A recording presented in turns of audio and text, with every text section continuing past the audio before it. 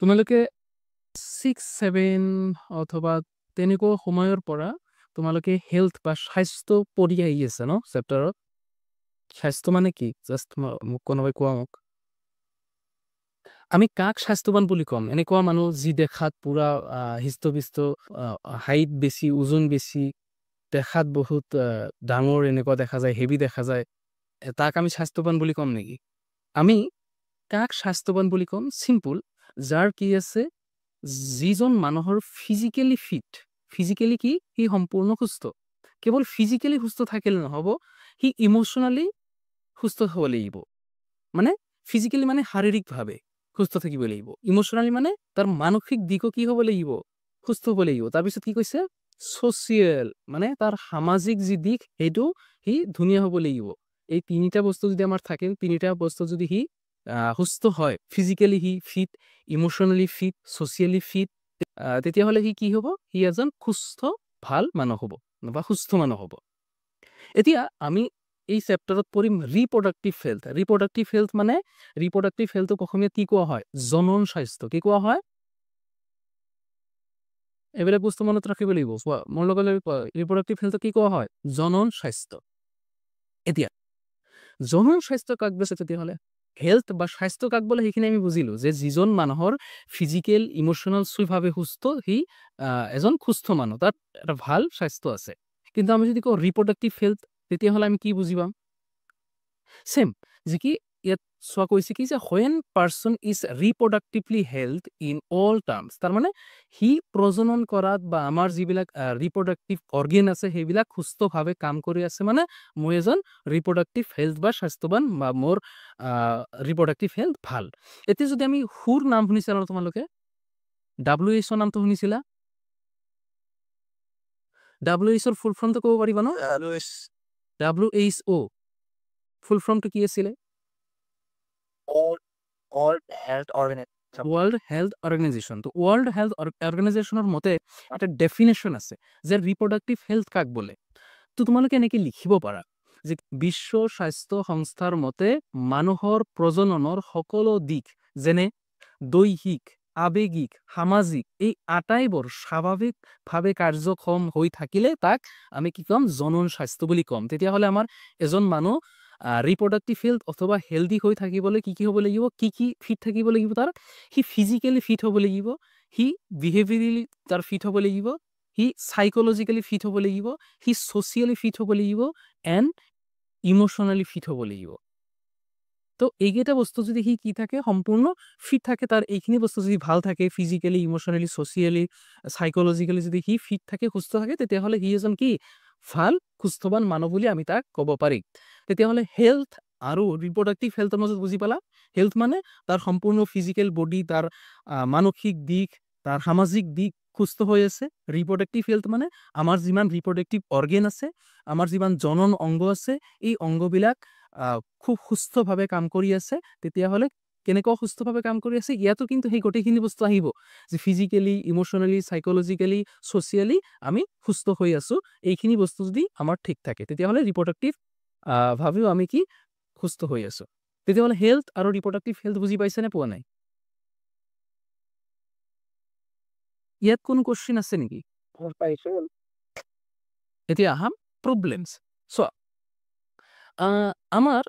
এই জনন স্বাস্থ্য চেপ্টাৰটো আমাক কিয় দিয়া হ'ল, বা ৰিপ্ৰডাক্টিভ হেল্থখন আমাক কি আনিব লগা হ'ল? কিছু প্ৰব্লেম আমাৰ গভৰ্ণমেণ্টে দেখা পালে অথবা পৃথিৱীৰ মানুহে দেখা পালে। সেই প্ৰব্লেমবিলাক কি? চোৱা, সকলোতকৈ বেছি ডাঙৰ যিটো প্ৰব্লেম, সেইটো হ'ল কি? Over population. তোমালোকে জানা নেকি যে আমাৰ ইণ্ডিয়াত, ভাৰতবৰ্ষত কিমান মানুহ আছে? 145.9 crore 2024 ৰিপৰ্ট মতে। ভাৰতবৰ্ষ এনে এখন দেশ য'ত বহুত বেছি পৰিমাণে আমাৰ কি হৈ আছে? অভাৰ পপুলেশ্যন হৈ আছে বা জনসংখ্যা বৃদ্ধি হৈ আছে। যদি এনেকৈ জনসংখ্যা বৃদ্ধি হৈ থাকে, তেতিয়াহ'লে কি বহুত প্ৰব্লেম আমাৰ দেখা দিব, যিবিলাক আমি সকলোৱে জানো। তোমাৰ নিবনুৱা সমস্যা বাঢ়িব, তাৰপিছত বেমাৰ আজাৰ বাঢ়িব, তো এইবিলাক বস্তু বাঢ়িব। আমি আগতে বহুত এইবিলাক আলোচনা কৰিছোঁ অলৰেডি। চ'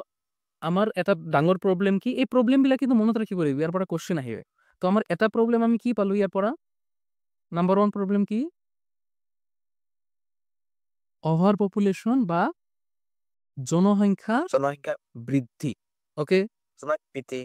আৰু এটা ডাঙৰ প্ৰব্লেম আমাৰ দেখা গ'ল কি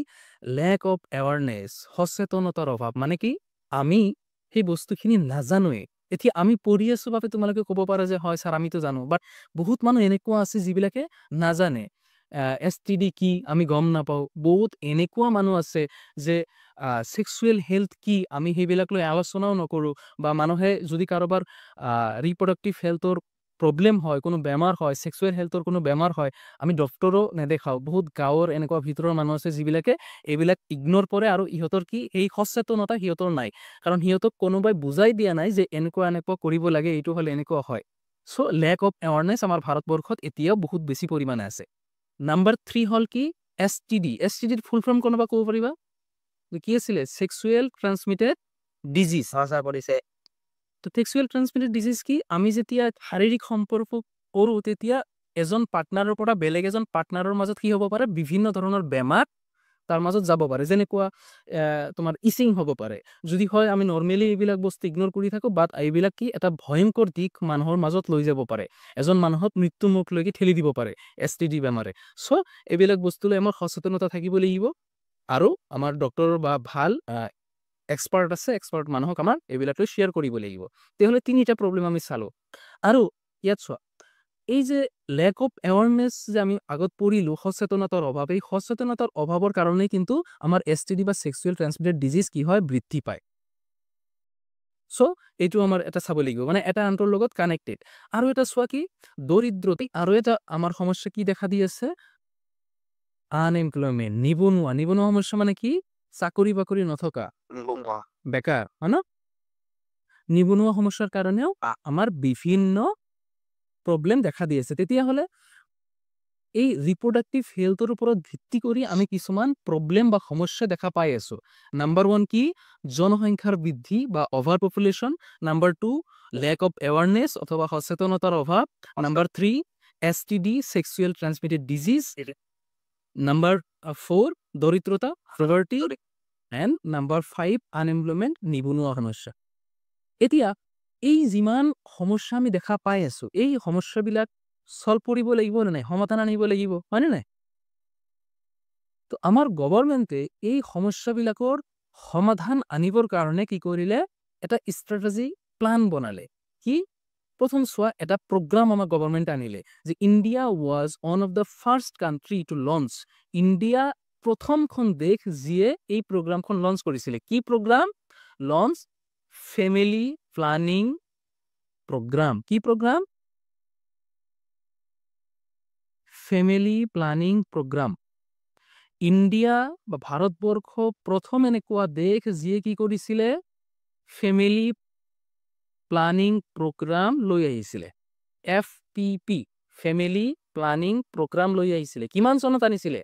চনটোৰ পৰা কোশ্চিন আহি যায় ফেমিলি প্লানিং প্ৰগ্ৰাম কিমান চনত আহিছিলে 1951 এতিয়া চোৱা একেবাৰে মুখস্থ হৈ থাকিব লাগিব যে ভাৰতবৰ্ষ এনেকুৱা এখন দেশ যিয়ে কি কৰিছিলে প্ৰথম ফেমিলি প্লানিং প্ৰগ্ৰাম 1951 চনত লৈ আহিছিলে এতিয়া এই প্ৰগ্ৰামটোৰ আনাৰ কিছুদিন পিছত এই প্ৰগ্ৰামটোক আকৌ এটা ডাঙৰ উদ্দেশ্য লৈ নতুনভাৱে প্লানিংটো আমাৰ সন্মুখত লৈ আহিছিলে নতুনভাৱে ইন্ট্ৰডিউচ কৰিছিলে আমাৰ গভৰ্ণমেণ্টে এই ফেমিলি প্লানিং প্ৰগ্ৰামটোক আমাৰ ভাৰতবৰ্ষৰ বা আমাৰ জনসংখ্যাৰ মাজত এটা নতুনভাৱে পৰিচয় কৰি দিছিলে যে এটা ডাঙৰ উদ্দেশ্য লৈ তো এই প্লানৰ নামটো পৰিৱৰ্তন হৈ পিছত কি হৈ গ'ল এই ফেমিলি প্লানিং প্ৰগ্ৰামৰ নাম পৰিৱৰ্তন হৈ কেনে হৈ গ'ল reproductive and child health care programme কি programme reproductive and child health care programme বুজিছা ইয়াত কিন্তু 4-5টা কোশ্চিন ইয়াৰ পৰা আহিব পাৰে যে আমাৰ যে প্লানিংটো আনিছিলে যে এই যে প্ৰগ্ৰামটো আনিছিলে এই প্ৰগ্ৰামৰ আমাৰ উদ্দেশ্যটো কি ষ্ট্ৰেটেজি কি প্লানিং কি এই প্ৰগ্ৰাম কিয় আনিছিলে কিহৰ কাৰণে আনা হৈছিলে এতিয়া চোৱা এই প্ৰগ্ৰামটো আমি শৰ্ট ফৰ্মত কি বুলি কওঁ RCIS কি বুলি কওঁ RCISৰ ফুল ফৰ্ম আহিব পাৰে reproductive child health care programme reproductive child health care programme এই প্ৰগ্ৰামৰ উদ্দেশ্যটো কি আছিলে এই যে প্ৰগ্ৰামটো অনা হৈছিলে এই প্ৰগ্ৰামৰ উদ্দেশ্যটো কি আছিলে two create reproductive health awareness এনেকুৱা এটা ৰিপ্ৰডাক্টিভ জনস্বাস্থ্যৰ এৱাৰনেছ মানে তো এৱাৰনেছ মানে হ'ল কি সচেতনতা যে আমাৰ এই যে RCS প্ৰগ্ৰাম যে লৈ অহা হৈছিলে এই RCS প্ৰগ্ৰাম লৈ অহাৰ মেইন উদ্দেশ্য কি মেইন উদ্দেশ্য হ'ল আমাৰ যে জনস্বাস্থ্য আছে এই জনস্বাস্থ্যটোক মানুহৰ কি কৰা মানুহৰ মাজত বিয়পাই দিয়া মানুহৰ মাজত ইয়াৰ সচেতনতা বৃদ্ধি কৰা যে আমাৰ জনস্বাস্থ্য কেনেকৈ কাম কৰে সেইবিলাক বুজোৱা তো চোৱা আমি যদি কোনো এটা বস্তুক মানুহৰ মাজত সজাগতা সৃষ্টি কৰিব বিচাৰো বা মানুহক শিকাব বিচাৰো আমাৰ মেইন কাম আমি কেনেকৈ কৰিব পাৰো আমাৰ মাইণ্ডত কি আহে ধৰা মোৰ এটা কোম্পানী আছে ঠিক আছে য'ত মই টি-শাৰ্ট বনাওঁ এতিয়া মই বিচাৰি আছো যাতে এই টি-শাৰ্টৰ বিষয়ে মই মানুহক ক'ম যে তোমালোকে মোৰ টি-শাৰ্টটো কিনাই এতিয়া মই কেনেকৈ ক'ম মই কি কাম কৰিব পাৰোঁ প্ৰথম ফাৰ্ষ্ট কাম মোৰ কি হ'ব যে মানুহক মই যাতে মোৰ টি-শাৰ্টটো কিনে মানুহে যাতে মোৰ টি-শাৰ্টটো কিনে তাৰ কাৰণে মোৰ কি কাম কৰিব লাগিব প্ৰথম প্ৰচাৰ কৰিব লাগিব আগতে এডভাৰটাইজ কৰিব লাগিব হয় নে নাই ঠিক তেনেকে আমাৰ গভৰ্ণমেণ্টেও যেতিয়া RCS প্ৰগ্ৰাম আনিলে প্ৰথম কাম সিহঁতে কি কৰিছিলে create audio' visual advertisement for awareness তো সিহঁতে এৱাৰনেছ মানে ইহঁতে সচেতনতা বৃদ্ধি কৰাৰ কাৰণে কি কৰিছিলে কি এডভাৰটাইজ কৰিছিলে অডিঅ' এডভাৰটাইজ মানে অডিঅ' বিজ্ঞাপন মানে যিবিলাক বিজ্ঞাপন আমি দেখিব নোৱাৰি শুনিব পাৰোঁ যেনেকুৱা য'ত ৰেডিঅ' যি এডভাৰটাইজ দিয়া হয় আৰু ভিজুৱেল এডভাৰটাইজ যিটো আমি ভিডিঅ'ত এডভাৰটাইজ পাওঁ আজিকালি বহুত এডভাৰটাইজ তোমালোকে পোৱা ন এনেকুৱা এডভাৰটাইজ চলি থাকে লাষ্টত কোৱা হয় জনহিত মে জাৰি এনেকুৱা এডভাৰটাইজ চাইছে নে নাই তো গভৰ্ণমেণ্টে কি কৰে এনেকুৱা কিছু কিছু এডভাৰটাইজ বনাইছিলে অডিঅ' ভিজুৱেল এডভাৰটাইজ সিহঁতে বনাইছিলে ৰেডিঅ'ৰ কাৰণে বনাইছিলে টিভিৰ কাৰণে ভিডিঅ'ৰ কাৰণে আজিকালি আমি ফেচবুকত এডভাৰটাইজ দিব পাৰোঁ বাট আগততো তেনেকুৱা নাছিল ন যেতিয়া আমাৰ এই RCS প্ৰগ্ৰাম আনিছিলে তেতিয়াতো আৰু ফেচবুক ইউটিউব নাছিলে তো তেতিয়াৰ সময়ৰ যিমান এডভাৰটাইজ অডিঅ' ভিজুৱেল এডভাৰটাইজ সেইবিলাক সিহঁতে কৰিছিলে এক নাম্বাৰ 2 সিহঁতে কি কৰিছিলে awareness about sex education in school বিদ্যালয় যিমান আছিলে বিদ্যালয়সমূহত কি ছেক্স এডুকেশ্যন বা যৌন শিক্ষা যি যৌন শিক্ষাৰ যেনেকুৱা চিলেবাছ সেই চিলেবাছ সিহঁতে ইন্ট্ৰডাকশ্যন কৰিছিলে যাতে স্কুলৰ ল'ৰা ছোৱালীবিলাকে কি কৰিব পাৰে এই ছেক্স এডুকেশ্যন শিকিব পাৰে যে গুড টাচ কি বেড টাচ কি এইবিলাক বস্তু যাতে সিহঁতে গম পায় তো বহুত মানুহ এনেকুৱা আছে সিহঁতে গমেই নাপায় যে গুড টাচ কি বেড টাচ কি চ' এইবিলাক বস্তু যাতে সিহঁতে ভালকে বুজি পায় সেইকাৰণে কি কৰিছিলে গভৰ্ণমেণ্টে বিদ্যালয়সমূহত ছেক্স এডুকেশ্যন আৰম্ভ কৰিছিলে 2 নম্বৰ গ'ল নাম্বাৰ 3 কি কৈছে এৱাৰনেছ এবাউট ছেক্স ক্ৰাইম যিমান ছেক্স ক্ৰাইম আছে এই ছেক্স ক্ৰাইমবিলাক যাতে আমি ভালকে ধৰিব পাৰোঁ যে কোনটো ছেক্স ক্ৰাইম হয় আৰু কোনটো ছেক্স ক্ৰাইম নহয় এইবিলাক বস্তু যাতে আমি বেলেগকে চাব পাৰোঁ তাৰ কাৰণে আমাৰ কি হ'ব লাগিব সচেতনতা হ'ব লাগিব যেনেকুৱা এটা ছেক্স ক্ৰাইম ৰেপ তো এইটো বিষয়ে আমাৰ জানিব লাগিব নেক্সট আমাৰ কি নাম্বাৰ 4 কৈছে কি যে equal right to male and female চোৱা আজিকালিও 2025 অহাৰ পিছতো আমি ল'ৰা আৰু ছোৱালীৰ মাজত ইকুৱেল ৰাইটছ সিহঁতক নিদিওঁ বহুত ঠাইত এনেকুৱা আছে যে ছোৱালীবিলাকক এটা ছাইডত পেলাই থৈ দিয়া হয় সিহঁতক আগবাঢ়ি যাবলৈ দিয়া নহয় সিহঁতৰ যি অধিকাৰ সেই অধিকাৰখিনি সিহঁতক দিয়া নহয় তো যাতে ল'ৰা আৰু ছোৱালী দুজনকে মেল আৰু ফিমেলক দুজনকে যাতে সমান অধিকাৰ দিয়া হয় তাৰ কাৰণেও গভৰ্ণমেণ্টে সচেতনতা বৃদ্ধি কৰাৰ কাৰণে সিহঁতে প্ৰগ্ৰাম বা সিহঁতে ষ্ট্ৰেটেজি লৈছিলে বা প্লানিং কৰিছিলে নাম্বাৰ 5 প্লানিং সিহঁতৰ কি আছিলে 5 নম্বৰ প্লানিং আছিলে কি এৱাৰনেছ এবাউট মেনষ্ট্ৰুৱেল হাইজিন মানে যেতিয়া কোনো এটা ছোৱালীৰ কি হয় ফিমেল এটাৰ পিৰিয়ড আৰম্ভ হয় তেতিয়া কিছু স্বাস্থ্যবিধিৰ পদক্ষেপ ল'ব লাগে স্বাস্থ্যবিধিৰ কিছু পদক্ষেপ ল'ব লাগে যেনেকুৱা পেড ইউজ কৰিব পাৰি কিন্তু বহুত মানুহ তোমালোকে যদি গাঁও অঞ্চলত চোৱা দেখিবা যে সিহঁতে এনেকুৱা পেড ইউজ নকৰে সিহঁতে নাজানেই বহুত মানুহ এনেকুৱা আছে যে সিহঁতে গমেই নাপায় যে নেপকিন পেড বুলি কিবা এটা পেড আছে অ'কে তুমি গাঁও অঞ্চলত যোৱা সিহঁতে লেতেৰা কাপোৰ চাপোৰ ব্যৱহাৰ কৰে চ' এইবিলাক বস্তুৰ পৰা দূৰত থাকিব লাগিব লেতেৰা বস্তুৰ পৰা আমাৰ এটা ভাল স্বাস্থ্যবিধিসন্মত কাপোৰ বা বস্তু পাতি আমাৰ ব্যৱহাৰ কৰিব লাগিব নাম্বাৰ 6 এৱাৰনেছ কণ্ট্ৰিচেপ্টিভ মেথড মানে গৰ্ভ নিৰোধক পদ্ধতি এতিয়া চোৱা গৰ্ভ নিৰোধক পদ্ধতিও আমাৰ বহুত প্ৰয়োজনীয় কাৰণ চোৱা এতিয়া ধৰা এনেকুৱা হ'ব পাৰে যে কোনো ছোৱালী এতিয়া প্ৰেগনেণ্ট হ'ব বিচৰা নাই তেতিয়াহ'লে তাৰ কি কৰিব পাৰে সি গৰ্ভ নিৰোধক পদ্ধতি ব্যৱহাৰ কৰিব পাৰে যেনেকুৱা সি পিল ল'ব পাৰে পিল আছে অথবা কণ্ডম ব্যৱহাৰ কৰিব পাৰে চ' এইবিলাক বস্তু যাতে সজাগ হয় মানুহে বা এইবিলাক বস্তুৰ বিষয়ে মানুহে জানে তাৰ কাৰণেও আমাৰ গভৰ্ণমেণ্টে প্লান কৰিছিলে নাম্বাৰ 7 কি কৈছে better pre post natal care মানে হ'ল কি যে কোনো ফিমেল যেতিয়া কি হয় প্ৰেগনেণ্ট হয় তাৰ যিটো ডেলিভাৰী হ'ব এই ডেলিভাৰী হোৱাৰ আগৰ যিমান ক্ৰিয়া লাহে লাহে সেই ছোৱালীটো বেলেগ এটা মুড তাৰ আৰম্ভ হয়, তাৰ শাৰীৰিক বহুত পৰিৱৰ্তন হয়, তাৰ মানসিক বহুত পৰিৱৰ্তন হয়। তো এইবিলাক যাতে ভালকে সি মিলাই ল'ব পাৰে তাৰ কাৰণে আমাৰ কি কৰিব লাগে, কিছু কেয়াৰ কৰিব লাগে যাতে সি ভালকে তাৰ স্বাস্থ্যৰ প্ৰতি সি ধ্যান ৰাখিব পাৰে। তাৰ কাৰণে কি কৰিব লাগে, যত্ন ল'ব লাগে। এণ্ড নাম্বাৰ 8 কি কৈছে, মেচিভ ভেকচিনেশ্যন দিব লাগে। আমাৰ যিমান ভেকচিনেশ্যন এতিয়া ভেকচিনেশ্যনৰ নাই, ভেকচিনেশ্যন এতিয়াও দিয়া হয়, কিন্তু আগৰ দিনত তোমালোকে যদি চোৱা আমাৰ বিশেষকে দেউতাৰ বা তাৰ আগৰ দেউতাকৰ তুমি যদি চোৱাত চাবা এইখিনি অংশত হাতৰ এইখিনি অংশত ডাঙৰকে তুমি ভেকচিনৰ ইটো দেখা পাবা, দাগবিলাক দেখা পাবা। চ' টিকাবিলাক সিহঁতে তেনেকুৱা দিছিল, বাট এতিয়াৰ টিকা দিয়া হয় কিন্তু এতিয়া টিকাত সিমান তোমাৰ শৰীৰৰ কোনো ক্ষতি নহয়। চ' এইবিলাক বস্তু আমাৰ চাব লাগিব। গভৰ্ণমেণ্টে 8টা ষ্টেপ লৈছিলে, 8টা পদ্ধতি লৈছিলে। নাম্বাৰ 1 পদ্ধতি কি আছিলে, সমাজত অডিঅ' ভিজুৱেল বিজ্ঞাপন সৃষ্টি কৰা। নাম্বাৰ 2 বিদ্যালয়সমূহত জনশিক্ষা শিকোৱা। নাম্বাৰ 3 ছেক্স ক্ৰাইম বা যৌন অপৰাধৰ বিষয়ে মানুহক শিকোৱা, সচেতনতা দিয়া। নাম্বাৰ 4 পুৰুষ আৰু মহিলাৰ সমান অধিকাৰ দিয়া। নাম্বাৰ 5 যেতিয়া কোনো এটা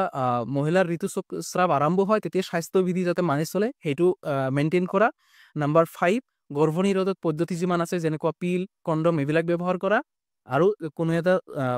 ছোৱালী যেতিয়া প্ৰেগনেণ্ট হয় তাৰ আগত কিছু যত্ন লোৱা, আৰু আমাৰ কি টিকাৰ ব্যৱস্থা কৰা, যি টিকা অভিযান গভৰ্ণমেণ্টে ফ্ৰীত দিয়ে সেইবিলাক টিকা আমি ল'ব লাগিব বা সেইবিলাক টিকা লোৱা। তো এই 8টা প্লান সিহঁতে গভৰ্ণমেণ্টে কৰিছিলে। অ'কে, এতিয়া চোৱা ইয়াত আমি নেক্সট শ্লাইডত মই 4টা বেনাৰ বা পোষ্টাৰ মই ইয়াত ৰাখিছোঁ, ইয়াত কৰিছোঁ। কিয় কৰিছোঁ, এইবিলাক হ'ল আমাৰ RCS যি প্ৰগ্ৰাম আমি চালোঁ এই প্ৰগ্ৰামৰ বেনাৰ বা পোষ্টাৰ। এইবিলাক পোষ্টাৰ তোমালোকে কেতিয়াবা PHC অথবা মেডিকেল ছেক্টৰত যদি যোৱা তেতিয়াহ'লে মেবি দেখিছা, নেদেখা নাই? এটাও দেখিছা নে? চোৱাচোন ইয়াৰ পৰা 2টা পোষ্টাৰ, এনেকুৱা পোষ্টাৰ দেখিছা? অ'কে, তো এনেকুৱা পোষ্টাৰ সিহঁতে বনাইছে গভৰ্ণমেণ্টে যাতে মানুহে বুজিব পাৰে, সচেতন হ'ব পাৰে। তো এইটো দেখুৱাৰ আৰু এটা মেইন কাৰণ হ'ল কি, তোমালোকৰ এবাৰ কুৱেশ্যন আহিছিল এনেকুৱা যে RCS বা এনেকুৱা গভৰ্ণমেণ্টৰ দ্বাৰা নিৰ্মিত হোৱা এটা পোষ্টাৰ অংকন কৰা, আঁকিবলৈ আহিছিলে, চিত্ৰ আঁকিবলৈ আহিছিলে। চ' তোমালোকে এনেকুৱা এটা পোষ্টাৰ ইয়াৰ পৰা লৈ কেনে আঁকিব পাৰা। তো নেক্সট এতিয়া আমি আহোঁ RCSটো অলপ ডিটেইলছত অধ্যয়ন কৰোঁ। চ' RCS লৈ ভাৰতবৰ্ষত বহুত ৰিচাৰ্চ হৈছিলে। এটা মেজৰ ৰিচাৰ্চ আমাৰ ভাৰতবৰ্ষত হৈছিলে ক'ত, লক্ষ্ণৌত। ক'ত হৈছিলে? লক্ষ্ণৌত। কোনে কৰিছিলে? CDRI মানে চেণ্ট্ৰেল ড্ৰাগ ইনষ্টিটিউটে কৰিছিলে। তো চোৱা বস্তুটো চাবা তুমি, RCS লৈ আমাৰ ভাৰতবৰ্ষত বিভিন্ন ৰিচাৰ্চ হৈছিলে। তাৰ মাজত এটা গুৰুত্বপূৰ্ণ ৰিচাৰ্চ কোনে কৰিছিলে? CDRI কৰিছিলে। CDRI মানে চেণ্ট্ৰেল ড্ৰাগ ৰিচাৰ্চ ইনষ্টিটিউট। এই CDRI ক'ত অৱস্থিত আছে? লক্ষ্ণৌত অৱস্থিত আছে। ঠিক আছে, লক্ষ্ণৌত অৱস্থিত আছে। এতিয়া এই ৰিচাৰ্চ কৰি এই ইনষ্টিটিউটে আমাক কি দিছিলে? সি নতুন এটা বস্তু বনাইছিলে, ডেভেলপ কৰিছিলে, নতুন বস্তু বনাইছিলে। ডেভেলপে নন ষ্টেৰইডেল কণ্ট্ৰিচেপ্টিভ পিল। কণ্ট্ৰিচেপ্টিভ পিল মানে এনেকুৱা পিল, এনেকুৱা টেবলেট যিটো খাই তুমি কি প্ৰেগনেঞ্চি বন্ধ কৰি ৰাখিব পাৰা। এতিয়া সেই পিলটো কি পিল বনাইছিলে? চাহেলি। পিলৰ নাম কি আছিলে? চাহেলি নামৰ এটা পিল বনাইছিলে, যিটো কণ্ট্ৰিচেপ্টিভ পিল হয়, যিটো only female can take. Only ছোৱালীবিলাকে বা অনলি মহিলাবিলাকে ফিমেলে এই পিলটো খাব পাৰে, চাহেলি পিলটো। এই পিলটো কেনেকুৱা আছিলে? Non steroidal. নন ষ্টেৰইডেল আৰু ষ্টেৰইডেলৰ মাজত ডিফাৰেঞ্চটো চোৱা তুমি। ষ্টেৰইডেল আৰু নন ষ্টেৰইডেল মেডিচিনৰ প্ৰকাৰ বুলি তুমি ধৰিব পাৰা। এই দুটা মেডিচিনৰ প্ৰকাৰ। যদি আমি ষ্টেৰইডেল পিল খাওঁ, ষ্টেৰইডেল যি মেডিচিন আছে সেইবিলাক যদি আমি খাওঁ তেতিয়াহ'লে আমাৰ বডিৰ বা আমাৰ শৰীৰৰ বিভিন্ন ক্ষতি হ'ব পাৰে। কিন্তু এই পিলে কি কৰিব পাৰে বা এই মেডিচিনে বহুত সহজত আৰু বহুত সোনকালে কাম কৰিব পাৰে। বুজিছা? এইটো হ'ল ষ্টেৰইডেল বা ষ্টেৰইড যিবিলাক পিল আছে সেইবিলাক কি কৰিব পাৰে? ষ্টেৰইড মেডিচিনবিলাকে আমাৰ শৰীৰৰ ক্ষতি কৰে, কিন্তু বহুত সোনকালে আমাৰ বেমাৰ ভাল কৰিব পাৰে। ধৰা মোৰ জ্বৰ হৈছে আৰু এই জ্বৰটো সাধাৰণতে 3 বা 4 দিনত ঠিক হৈ যাব, কিন্তু মই যদি ষ্টেৰইডেল পিল খাওঁ বা ষ্টেৰইড পিল খাওঁ তেতিয়াহ'লে কি হ'ব? মোৰ জ্বৰ এদিনতে ভাল হৈ যাব। আৰু যদি নন ষ্টেৰইডেল হয় তেতিয়াহ'লে কি হ'ব?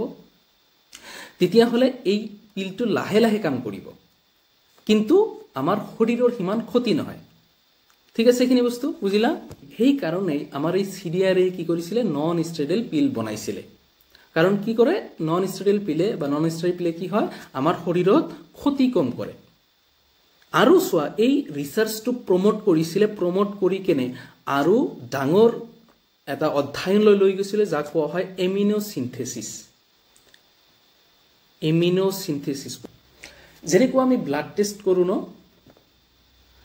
ইউৰিন টেষ্ট কৰোঁ, ঠিক তেনেকুৱাকৈ এমিনোচিন্থেচিছৰ এটা কি এক প্ৰকাৰৰ টেষ্ট। আমাৰ ব্লাড টেষ্ট এটা টেষ্ট, ইউৰিন টেষ্ট, ঠিক তেনেকুৱা এমিনোচিন্থেচিছৰ এটা কি টেষ্ট, এক প্ৰকাৰ পৰীক্ষা। তো এই পৰীক্ষা কেতিয়া কৰা হয়? এই পৰীক্ষা কৰা হয় যেতিয়া তুমি এজন ফিমেল 14 পৰা 18 উইকৰ প্ৰেগনেঞ্চিত থাকে। যেতিয়া এটা ফিমেলৰ 14 পৰা 18 উইকৰ প্ৰেগনেঞ্চিত থাকে, সেই সময়ত এমিনোচিন্থেচিছ টেষ্টটো কৰা যায়।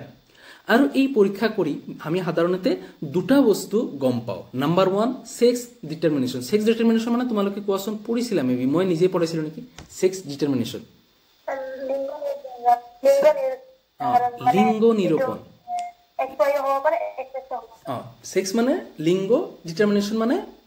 নিৰূপণ। তেতিয়াহ'লে ছেক্স ডিটাৰমিনেশ্যন মানে লিংগ নিৰূপণ। এতিয়া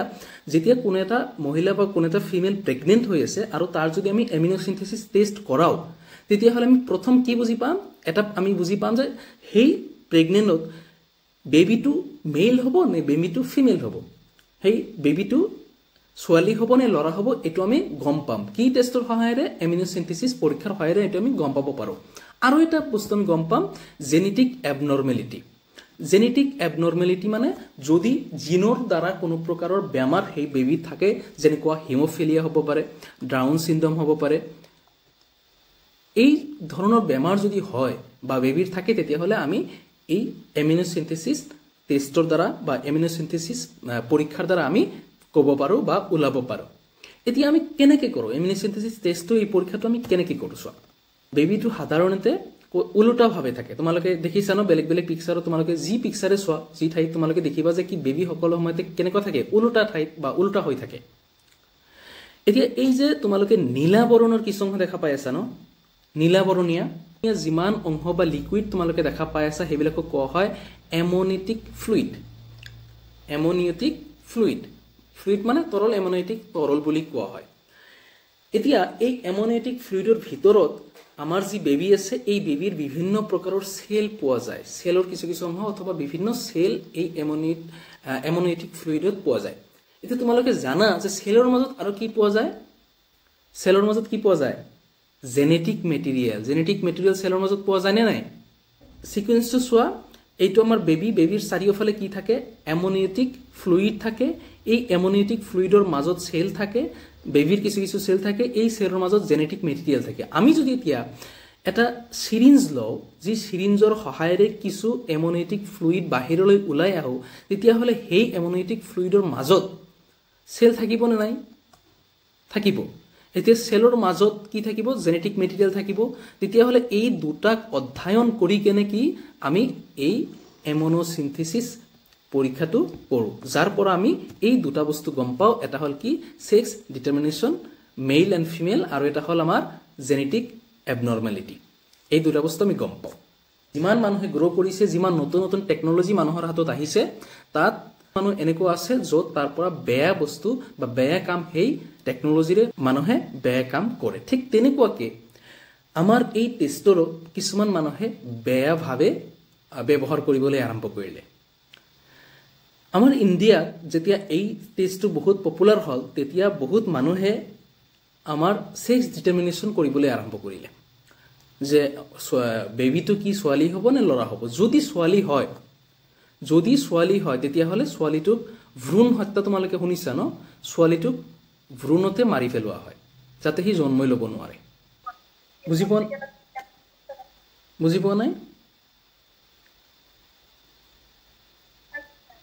ঠিক আছে, মই আৰু এবাৰ কৈ দিছোঁ তেতিয়াহ'লে। তো এমিনোচিন্থেচিছ এনেকুৱা এটা পৰীক্ষা, যি পৰীক্ষাৰ পৰা আমি কি কৰিব পাৰোঁ, আমি দুটা বস্তু গম পাওঁ। এটা হ'ল ছেক্স ডিটাৰমিনেশ্যন, বেবীটো মেইল হ'ব নে ফিমেল হ'ব, আৰু এটা বস্তু গম পাওঁ জেনেটিক এবনৰ্মেলিটি, সেই বেবীটোৰ জেনেটিক কোনো বেমাৰ আছে নেকি যেনেকুৱা হিমোফিলিয়া অথবা ডাউন চিণ্ড্ৰম আৰু এই পৰীক্ষাটো আমি অনলি বা সাধাৰণতে 14 পৰা 18 উইক প্ৰেগনেন্সিৰ মাজতে গম পাব পাৰোঁ এতিয়া এই পৰীক্ষাত কিছু মানুহে কি কৰিলে সেক্স ডিটাৰমিনেশ্যন কৰি কেনে যদি সেই বেবিখন ফিমেল হয় ছোৱালী হয় তেতিয়াহ'লে ইণ্ডিয়াৰ কিছুমান মানুহে ইয়াৰ মিছ ইউজ কৰিলে আৰু সেই ভ্ৰূণবিলাক অথবা সেই প্ৰেগনেণ্টৰ সময়তে ছোৱালীবিলাকক মাৰি পেলোৱা হ'ল তো যেহেতু এনেকুৱাকে বহুত বেছি ভ্ৰূণ হত্যা হ'বলৈ আৰম্ভ কৰিলে সেইকাৰণে কি কৰিলে ইণ্ডিয়াত সেক্স ডিটাৰমিনেশ্যন বেন কৰা হ'ল এতিয়া তুমি সেক্স ডিটাৰমিনেশ্যন কৰিব নোৱাৰা কিন্তু তুমি জেনেটিক এবনৰ্মেলিটিটো উলিয়াব পাৰা কিন্তু তুমি মেডিকেলত গৈ এতিয়া ইণ্ডিয়াত ভাৰতবৰ্ষত সেইটো কৰিব নোৱাৰা এইটো আইনমত দণ্ডনীয় অপৰাধ বুজিছা এমিনো সিনথেসিস এতিয়া চোৱা ইয়াত এটা প্ৰশ্ন আহিছে 2024 এটা কোশ্চেন আহিছিল ইয়াৰ ওপৰত যে এমিনো সিনথেসিস এটা অতি উপযোগী গুৰুত্বপূৰ্ণ প্ৰযুক্তি কিন্তু কিছুমান কাৰণবশত এমিনো সিনথেসিস আইনগত নিষিদ্ধ আছে বা নিষিদ্ধ কৰা হৈছে এই বাক্যটো যুক্তিসহ ব্যাখ্যা কৰা 2024 আহিছিল মই যিখিনি কথা ক'লো এইখিনি পিকচাৰ যদি আঁকিব পাৰা ভাল এইখিনি পইণ্ট তোমালোকে যদি লিখি দিয়া হৈ যাব এইখিনিৰ পৰা কিছুমান বনাইতো লিখিব পাৰিবা বুজি যদি পাইছা তেতিয়াহ'লে এই কোশ্চেনটোৰ এনসাৰ তোমালোকে ধুনীয়াকৈ দিব পাৰিবা মই ভাবো হয় না তেতিয়াহ'লে আমি নেক্সট স্লাইডত যাওঁ এতিয়া প্ৰপাৰ ইমপ্লিমেণ্টেশ্যন অফ RCS এতিয়া চোৱা যিকোনো এটা প্ৰগ্ৰাম কেতিয়া সফল হয় সাকসেসফুল কেতিয়া হয় যিকোনো এটা প্ৰগ্ৰাম তোমালোকে বহুত প্ৰগ্ৰাম কৰিছা টিচাৰ্স ডে পালন কৰিছা অথবা যি প্ৰগ্ৰাম তোমালোকে কৰিছা কিছুমান পইণ্ট তাৰ মাজত থাকিব লাগিব সেইকেইটা সেই ক্ৰাইটেৰিয়াখিনি মিট কৰিব লাগিব যেনেকুৱা কি বেটাৰ ইনফ্ৰাষ্ট্ৰাকচাৰ মানে ডিজাইন যেতিয়া সেই প্ৰগ্ৰামখন কি হ'ব লাগিব ভালকে ডিজাইন কৰা হয় প্ৰথমৰ পৰা শেষ লৈ কেনেকৈ আমি তাৰ ইনফ্ৰাষ্ট্ৰাকচাৰটো ভাল কৰিম কেনেকৈ তাৰ ডিজাইনটো ভাল কৰিব লাগিব এই গোটেইখিনি বহি ভালকে এটা ডিজাইন কৰি যদি আমি কোনো এটা প্ৰগ্ৰাম লঞ্চ কৰোঁ তেতিয়াহ'লে সাকসেস হোৱাৰ চান্সটো বেছি আৰু এনেকুৱাকে একটা পইণ্ট হ'ল কি সাকসেস হোৱাৰ প্ৰগ্ৰাম এটাৰ ভাল ডিজাইন কৰিব লাগিব ক'ৰ পৰা আৰম্ভ কৰিম কি কম কেনেকৈ মানুহক ইমপ্লিমেণ্ট কৰি বুজাই দিম আৰু কেনেকৈ শেষ কৰিম এই গোটেইখিনিৰ ডিজাইনটো গোটেইখিনিৰ যি ইনফ্ৰাষ্ট্ৰাকচাৰ সেইখিনি আমাৰ ঠিক থাকিব লাগিব নাম্বাৰ 2 এক্সপাৰ্ট এভেইলেবিলিটি এতিয়া আমিতো ঢিন্দুৰাটো পিটি দিছো আমিতো ইমান কোৰ্স বনাইছো গভৰ্নমেন্টে স্কুলত সেক্স এডুকেশন দিছে গভৰ্নমেন্টে মাঝে মাঝে গাঁৱত মিটিং দিয়ে মুভিত এডভাৰটাইজ দিয়ে সোশ্যাল মিডিয়াত এডভাৰটাইজ দিয়ে ৰেডিঅ'ত এডভাৰটাইজ দিয়ে যে এনেকুৱা কৰিব লাগে এইবিলাক কৰিব লাগে এনেকৈ চলিব লাগে পিৰিয়ডছৰ সময়ত এনেকৈ চলিব লাগে এইবিলাক কৰিব নালাগে কিন্তু যেতিয়া কোনো প্ৰবলেম হয় তেতিয়া ভাল এক্সপাৰ্ট বা ডক্টৰ দেখাব লাগে কিন্তু প্ৰবলেম হল মানুহক আমি বুজালো ঠিক আছে যদি ডক্টৰে না থাকে আমাৰ তাত সেই মানুহৰ ওচৰত যদি সেই মানুহৰ ওচৰত নাৰ্ছে না থাকে তেতিয়াহ'লে এই প্ৰগ্ৰামটো কি হৈ যাব ফেল হৈ যাব তেতিয়াহ'লে এই প্ৰগ্ৰামটো কি নহয় সাকসেসফুল নহয় যদি সাকসেসফুল হ'ব লাগে তেতিয়াহ'লে এই পইণ্টটো এই ক্ৰাইটেৰিয়া মিট কৰিব লাগিব কি আমাৰ যিমান এক্সপাৰ্ট আছে যিমান ডক্টৰ আছে নাৰ্ছ আছে গাইড আছে এইবিলাক কি হ'ব লাগিব এভেইলেবিলিটি থাকিব লাগিব সেইবিলাক সেই মানুহৰ ওচৰত থাকিব লাগিব নাম্বাৰ 3 মেটেৰিয়েল এভেইলেবিলিটি এতিয়া ধৰা আমি কোনো মানুহক এসটিডিৰ বিষয়ে ক'বলৈ আৰম্ভ কৰিলো যে এসটিডিত এনেকুৱা হয় মানুহৰ বিভিন্ন বেমাৰ হয় এইচআইভি হয় বা এইডছ হয় অথবা ইচিং হয় যাতে এসটিডি নহয় সেই কাৰণে তোমালোকৰ বা আপোনালোকৰ কন্ডম ইউজ কৰিব লাগে এতিয়া যদি কন্ডম তাৰ ওচৰত নাথাকে হি যদি কন্ডম নাপায় এভেইলেবিলিটি নাই কন্ডমৰ তেতিয়াহ'লে আমি বুজাই কিবা লাভ হ'ব নেকি নহব সব মেটেৰিয়েলো কি থাকিব লাগিব এভেইলেবিলিটি থাকিব লাগিব তো এই তিনিটা বস্তু যেতিয়া কোনো এটা প্ৰগ্ৰামত ঠিকঠাক থাকে বেটাৰ ইনফ্ৰাষ্ট্ৰাকচাৰ থাকে এক্সপাৰ্ট এভেইলেবল থাকে আৰু মেটেৰিয়েল এভেইলেবল থাকে তেতিয়া এটা প্ৰগ্ৰাম সাকসেসফুল হয় আৰু এই RCS ৰ প্ৰগ্ৰামখন এই তিনিটা বস্তু লৈ কেনে এই তিনিটা বস্তু ইমপ্লিমেন্ট কৰি কেনে প্ৰগ্ৰামটো সাকসেসফুল কৰা হৈছিল বুজিছা এটো আকৌ বুজাই দিম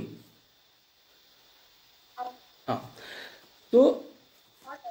ঠিক আছে RCS প্ৰপাৰ ইমপ্লিমেন্টেশন কেনেকৈ কৰিছিল কোনো এটা প্ৰগ্ৰাম ভালকে সাকসেসফুল হ'বলৈ হলে কিছুমান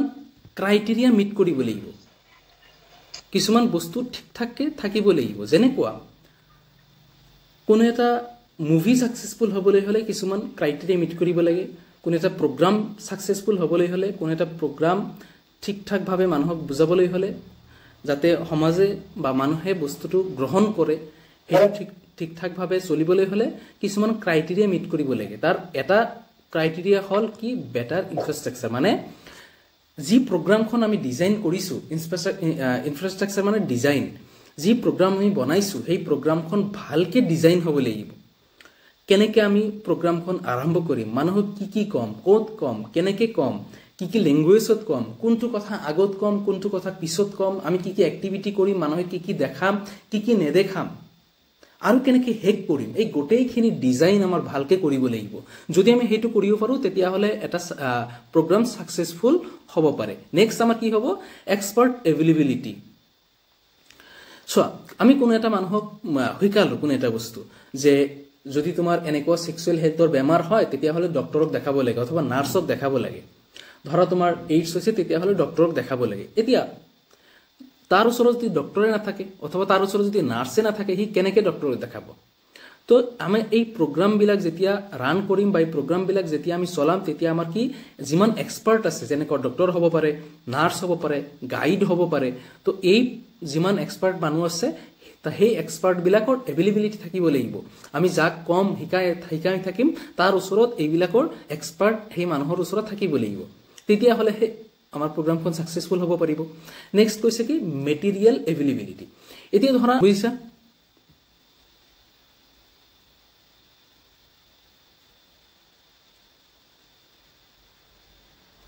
এইখিনি বস্তু বুজিছা ন? অঁ, আৰু কিবা আছে চোৱাচোন।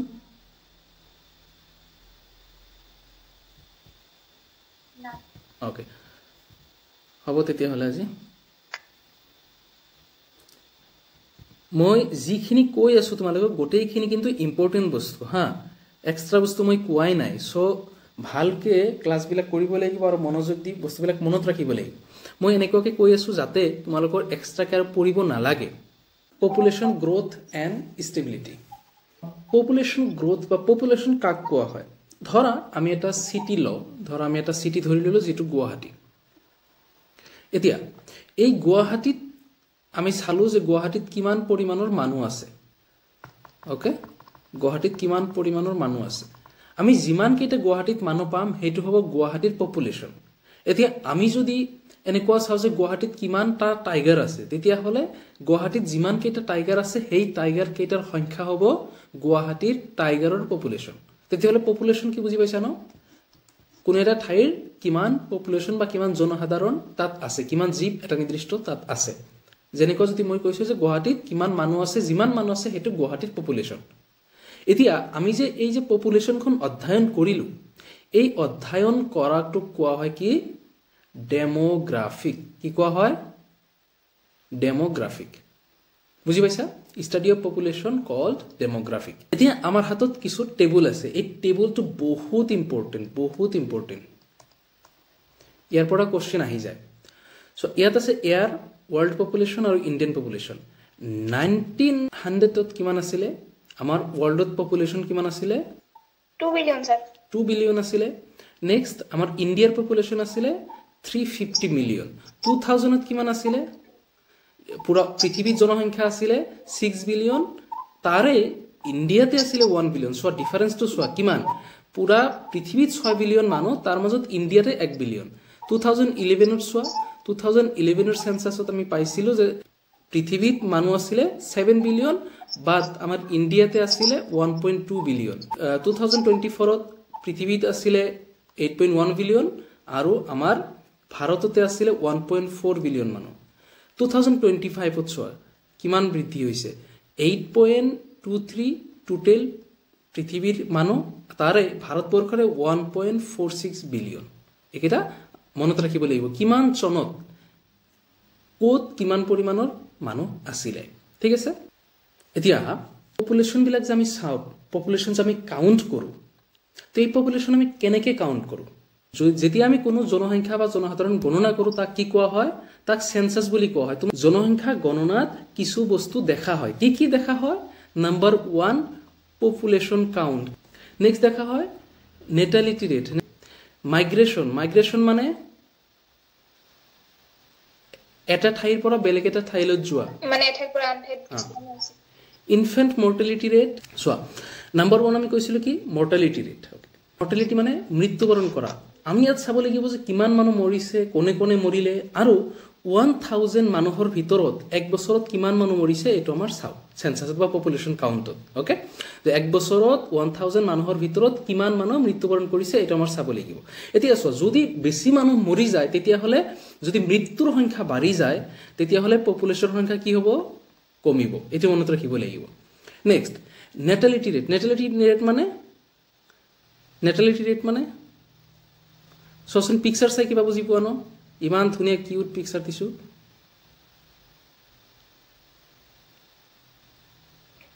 কিমানটা বেবি জন্ম গ্ৰহণ কৰে নেটালিটি মানে জন্ম তো কিমান মানুহ জন্ম গ্ৰহণ কৰি আছে কিমানটা বেবি জন্ম গ্ৰহণ কৰি আছে তো এটো আমাৰ চাব লাগিব যে এক বছৰত 1000 মানুহৰ ভিতৰত কিমান মানুহ জন্ম গ্ৰহণ কৰি আছে এতিয়া মাইগ্ৰেশন আমি কলৈ যে কি এটা ঠাইৰ পৰা বেলেগ এটা ঠাইলৈ যোৱা এতিয়া চোৱা ধৰা কোন এটা প্লেস ধৰা কানাডা এতিয়া কিমান মানুহ কানাডাত গৈছে থাকিবলৈ হেতু কোৱা হয় ইমিগ্ৰেশন আৰু কিমান মানুহ কানাডাৰ পৰা গুছি গৈছে তাক কোৱা হয় ইমিগ্ৰেশন ই ফৰ এক্সিট মানে গুছি যোৱা তো কিমান মানুহ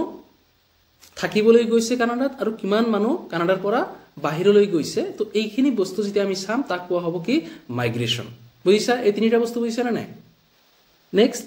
ইনফ্যান্ট মৰ্টেলিটি ৰেট তাৰ মানে কিমান বেবিজ মৃত্যুবৰণ কৰি আছে 1000ৰ মাজত কিমান বেবি কি হৈ আছে মৃত্যুবৰণ কৰি আছে ইনফ্যান্ট মৰ্টেলিটি ৰেট মানে 1000ৰ মাজত কিমান বেবিৰ মৃত্যু হৈ আছে মেটাৰনেল মৰ্টেলিটি ৰেট মানে কিমান মাকে মৃত্যুবৰণ কৰি আছে ঠিক আছে চোৱাচোন ইনফ্যান্ট মৰ্টেলিটি ৰেট মানে কিমান বেবিয়ে মৃত্যুবৰণ কৰি আছে মেটাৰনেল মৰ্টেলিটি ৰেট মানে কিমান মাকে মৃত্যুবৰণ কৰি আছে ঠিক আছে ওকে এতিয়া হা গ্ৰোথ ৰেট সো ইয়াত কিছু এনসিআৰটি ডেটা আমি ইয়াত দিছো এনসিআৰটি ডেটা এনেকুৱা হয় যে বহুত বছৰ আগত যেহেতু দিয়া হৈছে বহুত ডেটা আপডেট কৰা নহয় তথাপিও আমি এই ডেটা বিলাক অলপ চাব লাগিব কাৰণ ইয়াৰ পৰা ডাইৰেক্ট কোৱেশ্চন কেতিয়াবা দিয়া হয় তো আমি কৈ আছো কি ইয়াত যে 2000 চনত এপ্ৰক্স মানে এটা ধৰি লোৱা সংখ্যা এপ্ৰক্স কও যে 1000 মানুহৰ মাজত 17 individual added on every 1000 individual তাৰ মানে 1000 মানুহৰ মাজত 17 জনকৈ মানুহ বৃদ্ধি হৈ আছিল যাক আমি 1% বুলি ধৰিব পাৰো সোচোন বুজিছানো লাইনটো চন 2000ত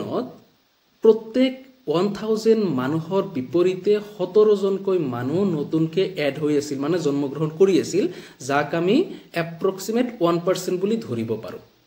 আৰু যদি আমি 2011ত আহো তেতিয়া হলে আমি সামসোৱা প্ৰত্যেক 1000ৰ বিপৰীতে 20 ইন্ডিভিজুৱেল মানুহ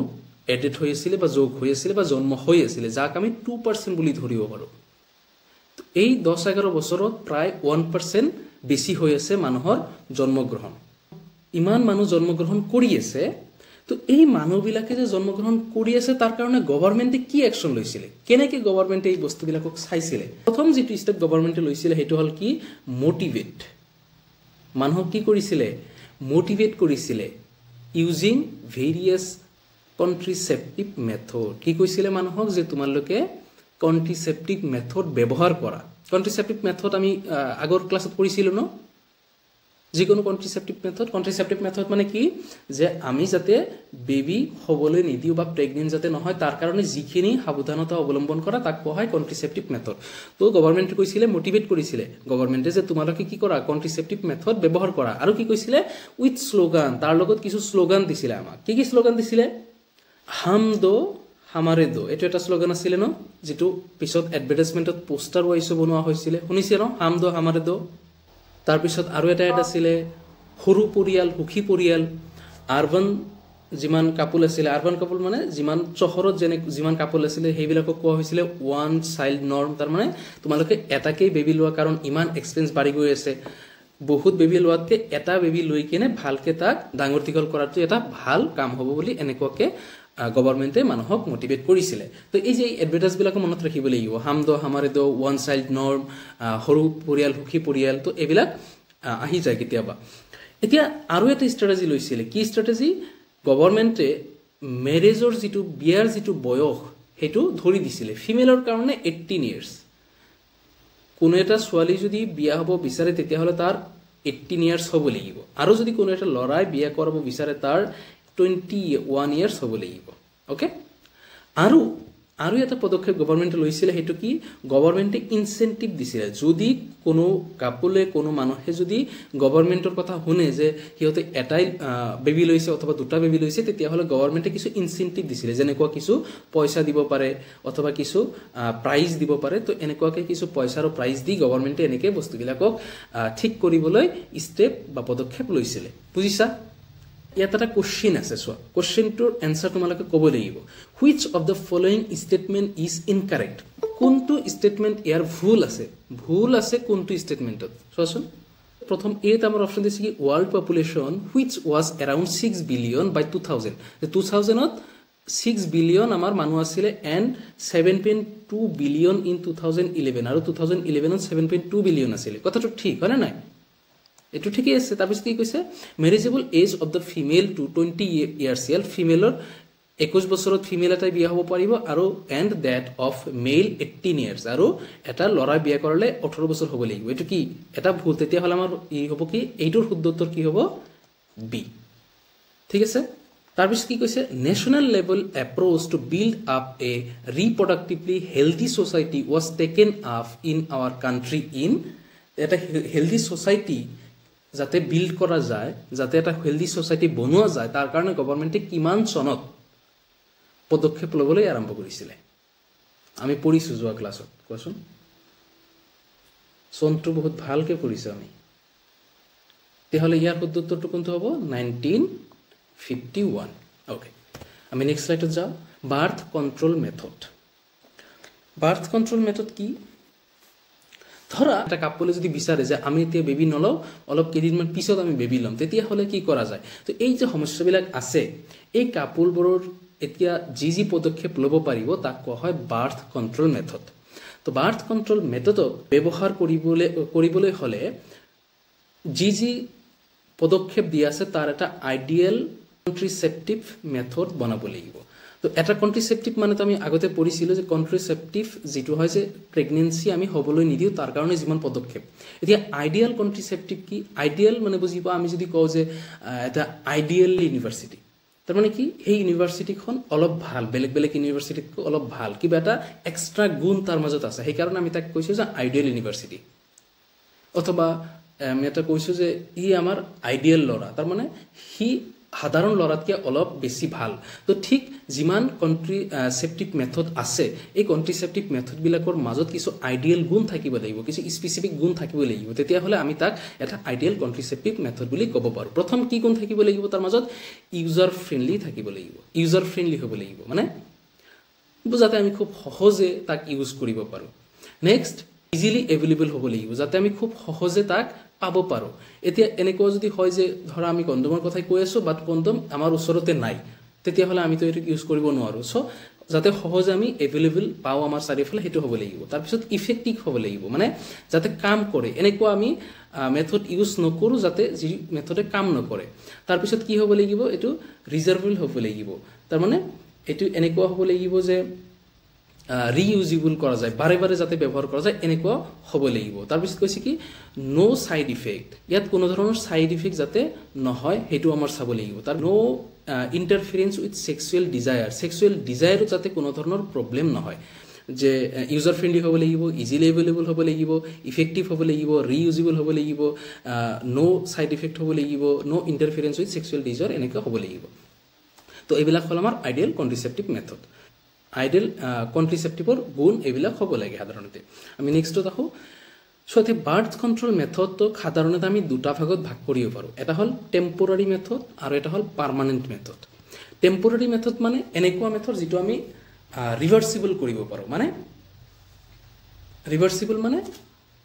যাতে আমি ৰিভাৰ্চ কৰি লৈ আহিব পাৰোঁ এনেকুৱা ধৰা হ'ব পাৰে এতিয়া আমাৰ এনেকুৱা লাগি আছে যে এতিয়া আমি বেবি নলওঁ বাট 2-3 বছৰ পিছত মই বেবি ল'ম অথবা 2-3 বছৰ পিছত বেবি লোৱাৰ পিছত আকৌ ভাবিলোঁ 3-4 বছৰ নলওঁ তাৰপিছত আৰু 1 বছৰ পিছত বেবি ল'ম তো এই যে আমি বন্ধ কৰি দিছোঁ বেবি লোৱা আকৌ ল'ব পাৰি আছোঁ ইয়াক কোৱা হয় ৰিভাৰ্চিবল আৰু ইনৰিভাৰ্চিবল যিটো আমাৰ পাৰ্মানেণ্ট মেথড সেইটো হ'ল ইনৰিভাৰ্চিবল তাৰমানে আমি যদি এবাৰ এই পাৰ্মানেণ্ট মেথড ব্যৱহাৰ কৰোঁ তেতিয়াহ'লে আমি আৰু বেবি ল'ব নোৱাৰিম তো যদি আমি বেবী ল'ব একেবাৰে বন্ধ কৰিব খোজা নাই বাট কেইদিনমান আমি পিছুৱাই ল'ব খুজিছোঁ তেতিয়াহ'লে আমি টেম্পৰাৰী মেথড ইউজ কৰিব পাৰোঁ টেম্পৰাৰী মেথডত আমি কি দেখি আছোঁ টেম্পৰাৰী মেথডকো আকৌ 6টা ভাগত ভাগ কৰা যায় number 1 natural method natural method কোনটো এই যে আমি যে প্ৰথম নাম্বাৰ 1ত আমি নেচাৰেল মেথড পঢ়িলোঁ এই নেচাৰেল মেথডটোক আৰু অলপ ভালকৈ চাওঁ তেতিয়াহ'লে আমি নামৰ পৰাই বুজি আছোঁ যে এই মেথডটো কি হ'ব প্ৰাকৃতিকভাৱে হ'ব তো প্ৰথম যেটো পইণ্ট আমি ইয়াত ক'ব পাৰোঁ যে কি এই মেথডত আমি কোনো ধৰণৰ ডিভাইস ব্যৱহাৰ নকৰোঁ 1 নম্বৰ পইণ্ট 2 নম্বৰ আমাৰ ইয়াত কি কৰিব লাগে চোৱা ইগ আৰু স্পাৰ্মক কি কৰিব লাগে ইগ আৰু স্পাৰ্মক বন্ধ কৰি ৰাখিব লাগে যাতে এজন আনজনৰ লগত লগ হ'ব নোৱাৰে হয় নে নাই এটো আমাৰ মেইন উদ্দেশ্য ইগ মেড অফ দ্য সাইকেলৰ মাজত মেড মানে মাজৰ হয় নে তো মেড অফ দ্য সাইকেলৰ মাজত যেতিয়া ওভাল হয় বা ওভুলেশন হয় তাৰ কিছুদিন আগত আৰু তাৰ কিছুদিন পিছৰ সময়ছোৱাক ৰিস্ক পিৰিয়ড বুলি কোৱা হয় ধৰা মই কৈছো সাইক্লিক মেথড অথবা ইয়াক আৰু এটা নামেৰে কোৱা হয় calendar method number 2 withdrawal method বুলিও ক'ব পাৰি নাম্বাৰ মেড অফ দ্য সাইকেলৰ মাজত পিৰিয়ডিক এবষ্টিনেন্স বা সাইক্লিক মেথডৰ আৰু এটা নাম কি ক্যালেন্ডাৰিক মেথড তো সাইক্লিক মেথড কি যেতিয়া মেড অফ দ্য সাইকেলৰ মাজত ওভুলেশন হয় তাৰ কিছুদিন আগত আৰু তাৰ কিছুদিন পিছত এই মাজৰ সময়ছোৱাক তো 10ৰ পৰা 17 ডে লৈকে কোৱা হয় ৰিস্ক পিৰিয়ড বুজিছা আমি এই যে কলো যে ওভুলেশন বা ডিম্বাণু হয় বা ওভুলেশন কেনেকৈ হয় এটো আমি ক্যালকুলেট কেনেকৈ কৰিব পাৰো যে কেতিয়া এজনৰ ওভুলেশন হ'ব চোৱা তো এত কোশ্চেনে দিয়া আছে কি যে how to calculate ovulation day আমি ওভুলেশন ডে কেনেকৈ গণনা কৰিব পাৰো তো ওভুলেশন ডে ক্যালকুলেটৰ এটা কি আছে ফৰ্মুলা আছে ফৰ্মুলাটো কি ovulation day is equal to menstrual cycle -14 আমি ধৰিছো যে এটা ছোৱালীৰ 32 ডেজ পিছে ঋতুস্ৰাৱ আৰম্ভ হয় ধৰা কোনোবা ছোৱালীৰ 25 ডেজ পিছে হ'ব পাৰে 28 ডেজ পিছে হ'ব পাৰে কাৰোবাৰ আকৌ 22 হ'ব পাৰে সো বেলেগ মহিলাৰ বেলেগ ফিমেলৰ বেলেগ টাইমত আমাৰ পিৰিয়ড আৰম্ভ হয় ধৰা মই ধৰিছো কোনো এটা ছোৱালীৰ 32 ডেজ পিছে ঋতুস্ৰাৱ আৰম্ভ হয় ঠিক আছে তেতিয়াহ'লে আমাৰ ফৰ্মুলা মতে আমি যদি ওভুলেশন ডে উলাব যাও তেতিয়াহ'লে আমাৰ কি কৰিব লাগিব 32 পৰা মাইনাস কৰিব লাগিব কিমান 32 পৰা মাইনাস কৰিব লাগিব কিমান 14 এতিয়া 32 - 14 যদি আমি কৰো তেতিয়াহ'লে কিমান হ'ব 18 ডেজ বা 18th তেতিয়াহ'লে আমি যদি ইয়াক ওভুলেশন যদি আমি ধৰো বা ৰিস্ক পিৰিয়ড যদি ইয়াৰ উলাব বিচাৰো তেতিয়াহ'লে কি হ'ব তেতিয়াহ'লে আমি ধৰিলো যে এজন ছোৱালীৰ ওভুলেশন কিমানত হৈ আছে কিমান দিনত 18 ডেত হৈ আছে তেতিয়াহ'লে ইয়াৰ কিছুদিন আগত মানে ধৰা কিমান 15 আৰু ইয়াৰ কিছুদিন পিছত মানে কিমান ধৰিলো আমি 21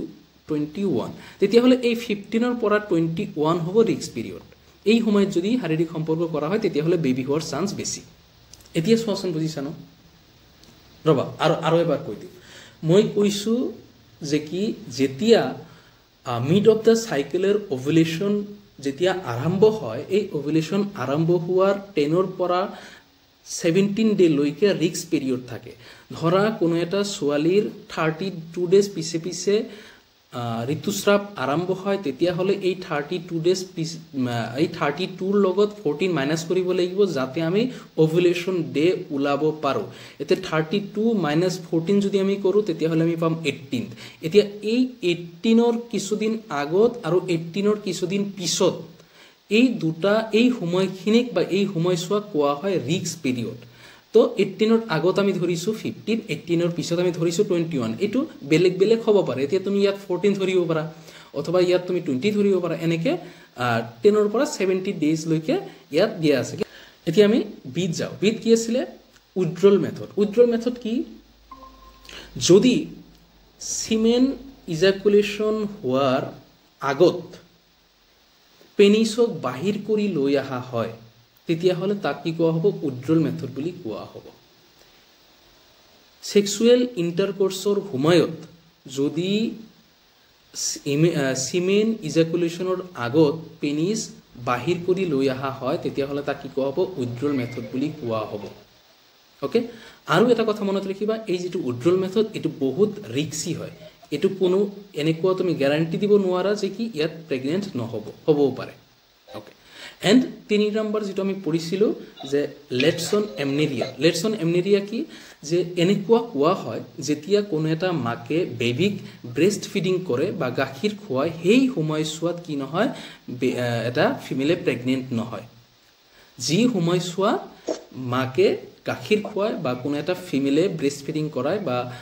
তাৰ বেবিক গাখীৰ খুৱায় সেই সময়ছোৱাত কি নহয় সেই মাকে বা সেই মহিলাই বা সেই ফিমেলে প্ৰেগনেন্ট নহয় যেটো আমাৰ এনচিআৰটি দিয়ে কিমান সময় 6 মাহ যে 6 মাহলৈ কি প্ৰেগনেন্ট নহব কিন্তু একচুয়ালি জেনাৰেলি ইমান সময় নহয় তুমি ইয়াত সাধাৰণতে 3 মান্থ ধৰিব পাৰা যে 3 মান্থ লৈকে কি প্ৰেগনেন্ট নহব ওকে এতিয়া আৰু এটা পদ্ধতি যেটো আমাৰ আছিল বেৰিয়াৰ মেথড কি বেৰিয়াৰ মানে যেনেকুৱা আমি যদি ৰাস্তাত যাওঁ মাজে মাজে আমি ৰাস্তাৰ বেৰিয়াৰ পাই যাওঁ ন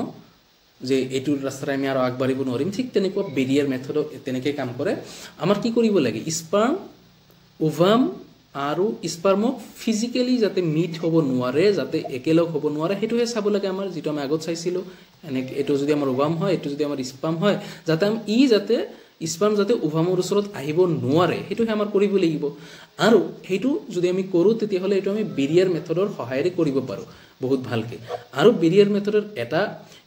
ভাল গুণ কি যে সেলফ ইনসার্ট মানে নিজে নিজে ব্যবহার করা যায় বেরিয়ার মেথড মানুহে নিজে নিজে ব্যবহার কৰিব লাগে কোনো ডক্টৰৰ ওচৰত যাব নালাগে কোনো এক্সপাৰ্টৰ ওচৰত যাব নালাগে নিজে নিজে বেৰিয়াৰ মেথড ব্যবহাৰ কৰা যায় আৰু কি অফাৰ টু প্ৰাইভেসি টু ইউজাৰ তাৰ মানে নিজে নিজে যেহেতু কৰি আছে বেৰিয়াৰ মেথডটো ব্যবহাৰ তেতিয়া হলে বেলেগৰ ওচৰত যোৱাৰ প্ৰশ্নই নাহে তো তাৰ প্ৰাইভেসিও মেইনটেইন থাকি গল তো এতিয়া বেৰিয়াৰ মেথডটো দুটা ভাগত ভাগ কৰা হয় number 1 physical barrier number 2 chemical Barrier okay তো ফিজিক্যাল বেৰিয়াৰ মেল আৰু ফিমেল দুজনেই ব্যৱহাৰ কৰিব পাৰে তো মেল বেৰিয়াৰ মেথডত কি ইউজ কৰিব পাৰে কন্ডম ইউজ কৰিব পাৰে আৰু ফিমেলে কি কৰিব পাৰে কন্ডম ইউজ কৰিব পাৰে তাৰ পিছত ডায়াফ্ৰাম ইউজ কৰিব পাৰে ভল্ট ইউজ কৰিব পাৰে আৰু ক্যাপ ইউজ কৰিব পাৰে আৰু কেমিক্যাল বেৰিয়াৰত কি জেলি ব্যৱহাৰ কৰা যায় আৰু ক্ৰীম ব্যৱহাৰ কৰা যায় যিবিলা আমাৰ জননংগত লগোৱা হয় ঠিক আছে এখিনি চোৱা আৰু এবাৰ কো বেৰিয়াৰ মেথড এনেকুৱা এটা মেথড য'ত আমি ওভাম আৰু স্পাৰ্মক ফিজিক্যালি মিট হ'ব নিদিও বেৰিয়াৰ মেথড সেলফ ইনসাৰ্টেড বা নিজে নিজে ব্যৱহাৰ কৰা যায় বেৰিয়াৰ মেথড প্ৰাইভেসি টু ইউজাৰ হয় তাৰ প্ৰাইভেসি ভংগ নহয় বা বেলেগ মানুহে গম নাপায় আৰু কি বেৰিয়াৰ মেথডক দুটা ভাগত ভাগ কৰা যায় number 1 physical barrier number 2 chemical barrier physical barrier male আৰু ফিমেল দুজনেই ব্যৱহাৰ কৰিব পাৰে মেলে কন্ডম ব্যৱহাৰ কৰিব পাৰে ফিমেলে কন্ডম ব্যৱহাৰ কৰিব পাৰে ডায়াফ্ৰাম ব্যৱহাৰ কৰিব পাৰে ভল্ট ব্যৱহাৰ কৰিব পাৰে সাৰ্ভিক্যাল ক্যাপ ব্যবহাৰ কৰিব পাৰে আৰু কেমিক্যাল বেৰিয়াৰত জেলিজ ক্ৰীম এবিলাক ব্যৱহাৰ কৰা যায় মেল এণ্ড ফিমেল দুজনে ব্যৱহাৰ কৰিব পাৰে তো এতিয়া আমি কন্ডম এই যেটো আমি কন্ডম পঢ়িলো কন্ডম লৈ আৰু অলপ আলোচনা কৰো চোৱা ইয়াত দুই ধৰণৰ কন্ডমৰ ছবি তোমালোকে দেখা পাইছা দুই ধৰণৰ ইমেজ তোমালোকে দেখা পাইছা এটো হল মেল কন্ডম এটো হল female condom okay female condom এনেকে ইনসেক্ট কৰি দিয়া হয় ফিমেলৰ মাজত এতিয়া চোৱা এই কন্ডম বিলাক কিহেৰে বনোৱা হয় made for rubber and latex condom বিলাক কিহেৰে বনোৱা হয় ৰাবাৰ আৰু লেটেক্সেৰে বনোৱা হয় তাৰ পিছত কি কৈছে যে এই কন্ডম বিলাক কি কৰিব পাৰে prevent meeting of sperm with ওভা sperm আৰু ওভাত কি কৰিব পাৰে মিট কৰিব নিদিয়ে প্ৰিভেন্ট মিটিং একলগ হ'ব নিদিয়ে বাধা দিব পাৰে নেক্সট কি কৈছে স্পাৰ্ম মেডিকেল ইফেক্ট মানে ইয়াত কি থাকে এনেকুৱা কিছু গুণ থাকে যে স্পাৰ্মক মাৰি পেলাব পাৰে নন ৰিইউজেবল এটো বাৰে বাৰে আমি ব্যৱহাৰ কৰিব নোৱাৰো আমি এবাৰ ব্যৱহাৰ কৰিম আৰু তাৰ পিছত পেলাই দিম ওকে এটো কি ৰিইউজেবল নহয় সকলোতকৈ ইম্পৰ্টেন্ট পইণ্ট আৰু যদি পুৰা মনত ৰাখিব লাগিব পুৰা এক্সাম লৈকে মিনিমাম হেতু হল কি এই পইণ্টটো ওকে এটো তো স্টাৰ মাৰ্ক বাৰে বাৰে কৰি থৈ দিয়া যে only contraceptive method that prevent from STD condom এনেকুৱা একমাত্ৰ কন্ট্ৰাসেপটিভ মেথড যিটোৰ পৰা আমি এসটিডিৰ পৰা ৰক্ষা কৰিব পাৰো যিটো ব্যৱহাৰ কৰি আমি এসটিডিৰ পৰা ৰক্ষা কৰিব পাৰো এনেকুৱা একমাত্ৰ মেথড এটো হল কি কন্ডমস আৰু নেক্সট পইণ্টত আছে কি নিৰোধা হল আমাৰ এটা ইণ্ডিয়ান কমন ব্ৰাণ্ড যি কন্ডম তৈয়াৰ কৰে আৰু মাজে মাজে এই নিৰোধাৰ কন্ডম ইণ্ডিয়ান গভৰ্ণমেণ্টে ফ্ৰী মানুহক দি থাকে আৰু কি ফিমেল কন্ডম আছে যাক কি কোৱা হয় ফিমেল কন্ডমক ফেমডম বুলিও কোৱা হয় ঠিক আছে ইয়াত কোন কোশ্চেন আছে আৰু এবাৰ টপিক নবুলা দিলা আৰু এবাৰ কৈ আছো চোৱা কন্ডম কৈ আছো তো কণ্ডম দুই ধৰণৰ আছে, তোমালোকে ধুনীয়াকৈ পিকচাৰ চাব পাৰি আছা। এইটো হ'ল মেইল কণ্ডম, এইটো হ'ল ফিমেল কণ্ডম। তো এই কণ্ডমবিলাক কিহেৰে বনোৱা হয়? এই কণ্ডমবিলাক ৰাবাৰেৰে বনোৱা হয় আৰু লেটেক্সৰ সহায়েৰে বনোৱা হয়। এই কণ্ডমবিলাক কি কৰিব পাৰে? স্পাৰ্ম আৰু অভাৰ যাতে একলগ নহয় সেইটো প্ৰিভেণ্ট কৰিব পাৰে, বাধা দিব পাৰে। আৰু এই কণ্ডমবিলাকে মাজে মাজে আমাৰ স্পাৰ্মবিলাকক মাৰি পেলোৱাৰ ক্ষমতাও ৰাখে। তাৰপিছত কি কৈছে যে এই কণ্ডমবিলাক এবাৰহে ব্যৱহাৰ কৰিব। কণ্ডম আমি বাৰে বাৰে ব্যৱহাৰ কৰিব নোৱাৰি, মাত্ৰ এবাৰহে ব্যৱহাৰ কৰিব পাৰে, যিটো আমি ইউজ কৰি পেলাই দিব লাগে। আৰু কি কৈছে বহুত ইম্পৰ্টেণ্ট পইণ্ট, যে কণ্ডম একমাত্ৰ পদ্ধতি যিটোৰ সহায়েৰে আমি STDৰ পৰা ৰক্ষা কৰিব পাৰোঁ, ছেক্সুৱেল ট্ৰান্সমিটেড ডিজিজৰ পৰা ৰক্ষা পাব পাৰোঁ। এইটো হ'ল একমাত্ৰ পদ্ধতি, সেইটো হ'ল কণ্ডম। আৰু কি কৈছে যে নিৰোধ নামৰ এটা ব্ৰাণ্ড আছে, যিটো ইণ্ডিয়ান ব্ৰাণ্ড হয়, আৰু এই ব্ৰাণ্ডৰ কণ্ডম গভৰ্ণমেণ্টে মাজে মাজে ফ্ৰীত মানুহক দি থাকে। আৰু কৈছে কি ফিমেল কণ্ডমো আছে কিছুমান, যাক কোৱা হয় কি ফেমডম বুলি কোৱা হয়, যিটো ফিমেলৰ ভিতৰত ইনজেক্ট কৰি দিয়া হয়। নেক্সট আহা ডাইফাৰ্মছ, চাৰ্ভিকেল কেপছ এণ্ড বল্টছ। চোৱা ইয়াত 3-4টা বস্তু মনত ৰাখা। প্ৰথম কি ইউজ ফিমেল অনলি, এইবিলাক অনলি ফিমেলে ব্যৱহাৰ কৰিব পাৰে। তোমালোকে পিকচাৰ চাই আছা ন, এইটো কোৱা হয়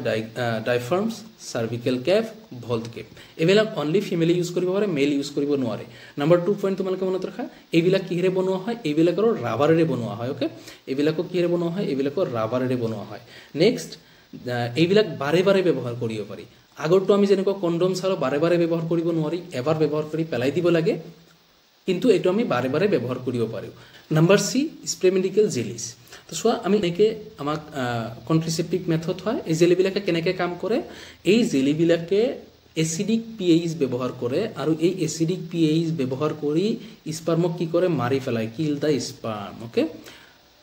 তো চোৱা ইয়াৰ পৰা কোৱেশ্চন আহি যায় কিন্তু, যে জেলিবিলাকে যিবিলাক জেলি আমি ব্যৱহাৰ কৰোঁ কণ্ট্ৰিচেপ্টিভ মেথড হিচাপে, সেই জেলিবিলাকে এচিডিক pHৰ সহায়েৰে কি কৰিব পাৰে? স্পাৰ্মক মাৰি পেলাব পাৰে। আৰু এটা পইণ্ট ইয়াত, যে কি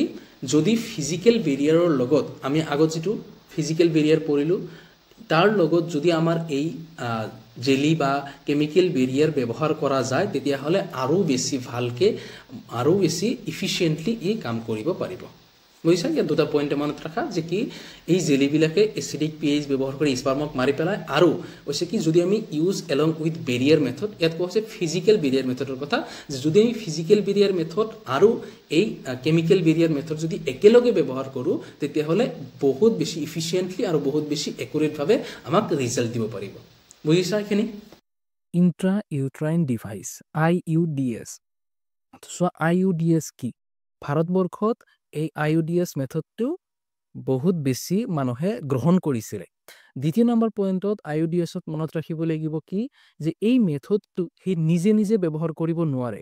যদি কোনোবাই IUDS ব্যৱহাৰ কৰিব বিচাৰে, যদি কোনোবাই এই মেথড ব্যৱহাৰ কৰিব বিচাৰে, তেতিয়াহ'লে তাৰ এক্সপাৰ্টৰ ওচৰত যাব লাগিব, অথবা ডক্টৰৰ ওচৰত যাব লাগিব, অথবা নাৰ্ছৰ ওচৰত যাব লাগিব।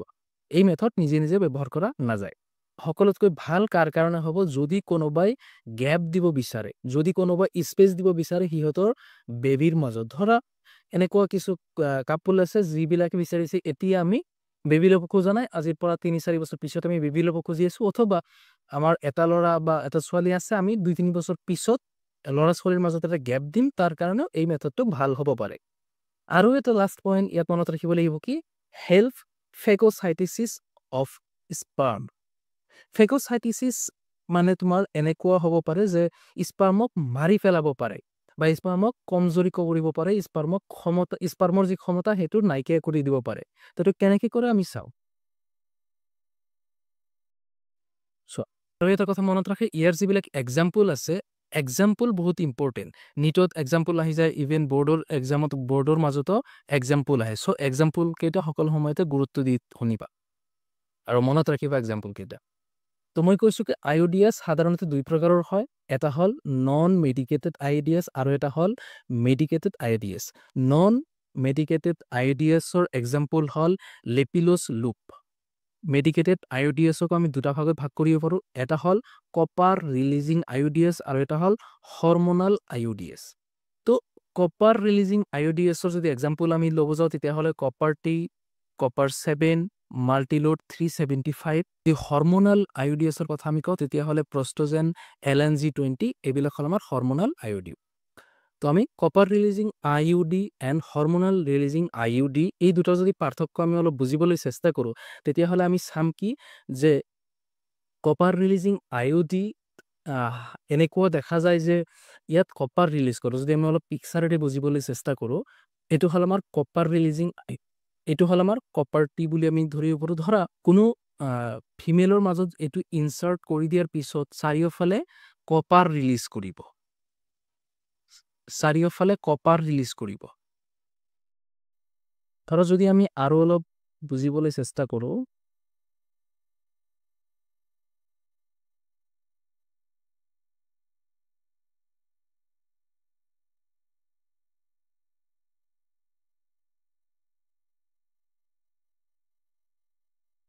ওকে ধৰো আমি এটা ফিমেলৰ মাজত এই কপাৰ ৰিলিজিং আইইউডিটো ইনচাৰ্ট কৰি দিয়া হ'ল এতিয়া কি হ'ব এতিয়া এই কপাৰ ৰিলিজিং আইইউডি যি আছে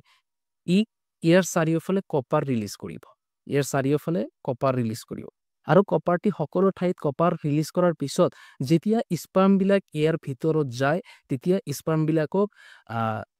স্পাৰ্মবিলাকৰ যি ক্ষমতা সেই ক্ষমতাটো কমজোৰি কৰি দিয়া হয় বা এই স্পাৰ্মৰ যি গুণ সেইটো নষ্ট কৰি দিয়া যায় আৰু যদি আমি এইফালে চাওঁ হৰমন ৰিলিজিং আইইউডিত যদি আমি কওঁ তেতিয়াহ'লে ই হৰমন ৰিলিজ কৰে কি হৰমন ৰিলিজ কৰে যেনেকুৱা হ'ব পাৰে এষ্ট্ৰজেন হ'ব পাৰে প্ৰজেষ্টৰন হ'ব পাৰে তেনেহ'লে দুটা হৰমন আমি ইয়াত পালোঁ যে হৰমন ৰিলিজিং কি হ'ব পাৰে প্ৰজেষ্টৰন হ'ব পাৰে আৰু এষ্ট্ৰজেন হ'ব পাৰে এই দুটায়ো কি কৰে আমাৰ স্পাৰ্মৰ যি ক্ষমতা সেইটোক নষ্ট কৰি দিব পাৰে ইউট্ৰাছৰ ভিতৰত গৈ কেনে ইয়াক স্পাৰ্মৰ ক্ষমতাক বেয়া কৰি দিয়ে বা নষ্ট কৰি দিয়ে ঠিক সেইটো কথা ইয়াত কোৱা হৈছে যে স্পাৰ্মৰ যিটো স্পাৰ্ম মৰ্টিলিটি এইটো নষ্ট কৰি দিয়ে আৰু ইয়াৰ ফাৰ্টিলাইজিং কেপাচিটি অফ স্পাৰ্মৰ যিটো ফাৰ্টিলাইজিং কেপাচিটি সেইটো নষ্ট কৰি দিয়ে ইয়াৰ এক্সাম্পল কপাৰ-টি কপাৰ-7 এণ্ড মাল্টিলো 375 আৰু হৰমন ৰিলিজৰ যদি ফিচাৰৰ কথা আমি কওঁ তেতিয়াহ'লে কি ইয়াক ইউট্ৰেছৰ আনষ্টেবল ফৰ ইমপ্লিমেণ্টেশ্যন ইউট্ৰাছক কি কৰি দিব পাৰে ইউট্ৰাছক আনষ্টেবল কৰি দিব পাৰে এই স্পাৰ্মক কি কৰি দিয়ে স্পাৰ্মক দুৰ্বল কৰি দিয়ে ইয়াৰ এটা এক্সাম্পল হ'ল LNG20 আৰু প্ৰজেষ্টৰ সাধাৰণতে দুই প্ৰকাৰৰ হৰমন ই ৰিলিজ কৰে এটা হ'ল প্ৰজেষ্টৰেন আৰু এটা হ'ল এষ্ট্ৰজেন চ' চেম এনেকুৱা এটা কুৱেশ্যন আহিছিলে 2024 যে name any two copper releasing intra uterine device state two reasons to make the effective contraceptive তো দুটা এক্সাম্পল ইয়াত দিছোঁ চোৱা কপাৰ-টি এণ্ড মাল্টিলো 375 অ'কে আৰু ইয়াত এক্সপ্লেইন তোমালোকে কৰিব পাৰা এতিয়া আহা অৰেল কণ্ট্ৰিচেপ্টিভ তো অৰেল কণ্ট্ৰিচেপ্টিভ সাধাৰণতে টেকেন অনলি এইটো খোৱা হয় অ'কে মুখেৰে লোৱা হয় বা খোৱা হয় অৰেলি কৰা হয় এইটো এটা পিলৰ প্ৰকৃতিত আহে আৰু এই পিলবিলাক দুই প্ৰকাৰৰ হয় এটা হ'ল নন ষ্টেৰইডেল পিল আৰু এটা হ'ল steroidal pill non steroidal pill আমি আগতে পঢ়িছিলোঁ Saheli and steroidal pill oral pill দুটাই হয় কিন্তু এটাত থাকে প্ৰজেষ্টৰেন আৰু এটা থাকে প্ৰজেষ্টৰেন প্লাছ এষ্ট্ৰজেন দুটা একেলগে তো অৰেল কণ্ট্ৰিচেপ্টিভ পিল সাধাৰণতে দুই প্ৰকাৰৰ হয় এটা হ'ল নন ষ্টেৰইডেল পিল এক্সাম্পল হ'ল সাহেলি আৰু এটা হ'ল ষ্টেৰইডেল পিল যিটো দুটা প্ৰকাৰৰ হ'ব পাৰে এটা হ'ব পাৰে প্ৰজেষ্টৰেন থকা আৰু এটা হ'ব পাৰে প্ৰজেষ্টৰেন প্লাছ এষ্ট্ৰজেন দুটা একেলগে থকা পিল অ'কে তেতিয়া আহা এই যে অৰেল পিল আমি যিটো কৈ আছিলোঁ এই অৰেল পিলটো কেনেকৈ কনজিউম কৰা হয় অৰেল পিলটো সাধাৰণতে 21 ডেজ মাহত ব্যৱহাৰ কৰা হয় এক মাহত 21টা টেবলেট কনজিউম কৰিব লাগে এটা ফিমেলৰ কোনো এটা মহিলাৰ পিৰিয়ডছ আৰম্ভ হৈছে 2 তাৰিখত তো সি 5 তাৰিখৰ পৰা ধৰে পিল খাবলৈ আৰম্ভ কৰিলে এতিয়া ই কণ্টিনিউ এই পিলটো 21 দিন খাব তো 6ৰ পৰা এনেকৈ 21 দিন 1 2 3 4 5 6 7 8 9 10 11 12 13 14 15 16 17 18 19 20 21 মানে 5ৰ পৰা 25 তাৰিখলৈকে খালে খোৱাৰ পিছত কি হ'ব 21 ডেজ খোৱাৰ পিছত 7 দিন এটা গ্যাপ থাকিব 7 দিন কোনো ধৰণৰ পিল নাখাব তো 7 দিন ইয়াত গ্যাপ দিয়া হৈছে 26 27 28 ইয়াত 3 দিন 4 5 6 7 তো 4 তাৰিখলৈকে সি পিল নাখাব তাৰপিছত আকৌ যেতিয়া নতুনকৈ পিৰিয়ডছ আৰম্ভ হ'ব তাৰ 2 দিন বা 3 দিন পিছত ধৰা 7 তাৰিখৰ পৰা আকৌ 21 ডেজ খাব তো এইটো কণ্টিনিউৱাছলি পিল খাই থাকিব লাগে যাতে সি প্ৰেগনেণ্ট নহয় তো এইটো মানুহে সাধাৰণতে গ্ৰহণ কৰা নাই কাৰণ আমি সাধাৰণতে জ্বৰৰ টেবলেট এটা খাওঁতেই কিমান ভয় লাগে আমাৰ নাখাওঁ সাধাৰণতে ঠিক সেইকাৰণে এনেকুৱা ডেইলি পিল এটা খাব লাগে ডেইলি টেবলেট খাব লাগে মানুহে ভয়ৰ কাৰণেও বহুতো এইটো এভইড কৰে তো চোৱা আৰু এটা পিলৰ কথা যিটো আমি পঢ়িলোঁ সেইটো হ'ল কি সাহিলী দুটা তিনিটা বস্তু মনত ৰাখিবা যিটো আমি আগতে পঢ়িছোঁ যে এইটো কোনে ডেভেলপ কৰিছিলে এইটো CDRI ডেভেলপ কৰিছিলে আৰু এইটো ক'ত অৱস্থিত এইটো লক্ষ্ণৌত অৱস্থিত তো ইয়াত তিনিটা পইণ্ট মনত ৰাখিব লাগিব নাম্বাৰ 1 এইটো সপ্তাহত এবাৰ ল'ব লাগে চোৱা কিমান এইটো ভাল আগতকৈ আগৰ যিটো টেবলেটটো আছিলে সেইটো মাহত 21 ডেজ খাব লাগে আৰু এইটো সপ্তাহত এবাৰ খাব লাগে আৰু এইটো কি কৰিব লাগে অনলি ফিমেলে খাব পাৰে মেলে খাব নোৱাৰে আৰু এইটো নন ষ্টেৰইড হয় তাৰমানে শৰীৰৰ কোনো ক্ষতি নকৰে তো ই কেনেকৈ কাম কৰি চোৱা আমি যদি ইয়াত অলপ ডায়েগ্ৰাম আঁকি বুজাবলৈ চেষ্টা কৰোঁ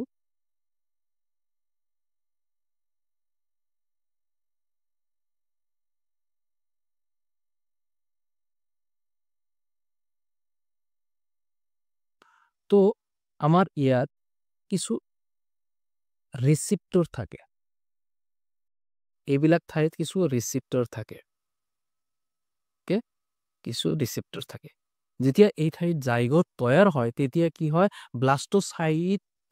ৰিচিপ্টৰত লাগে কিন্তু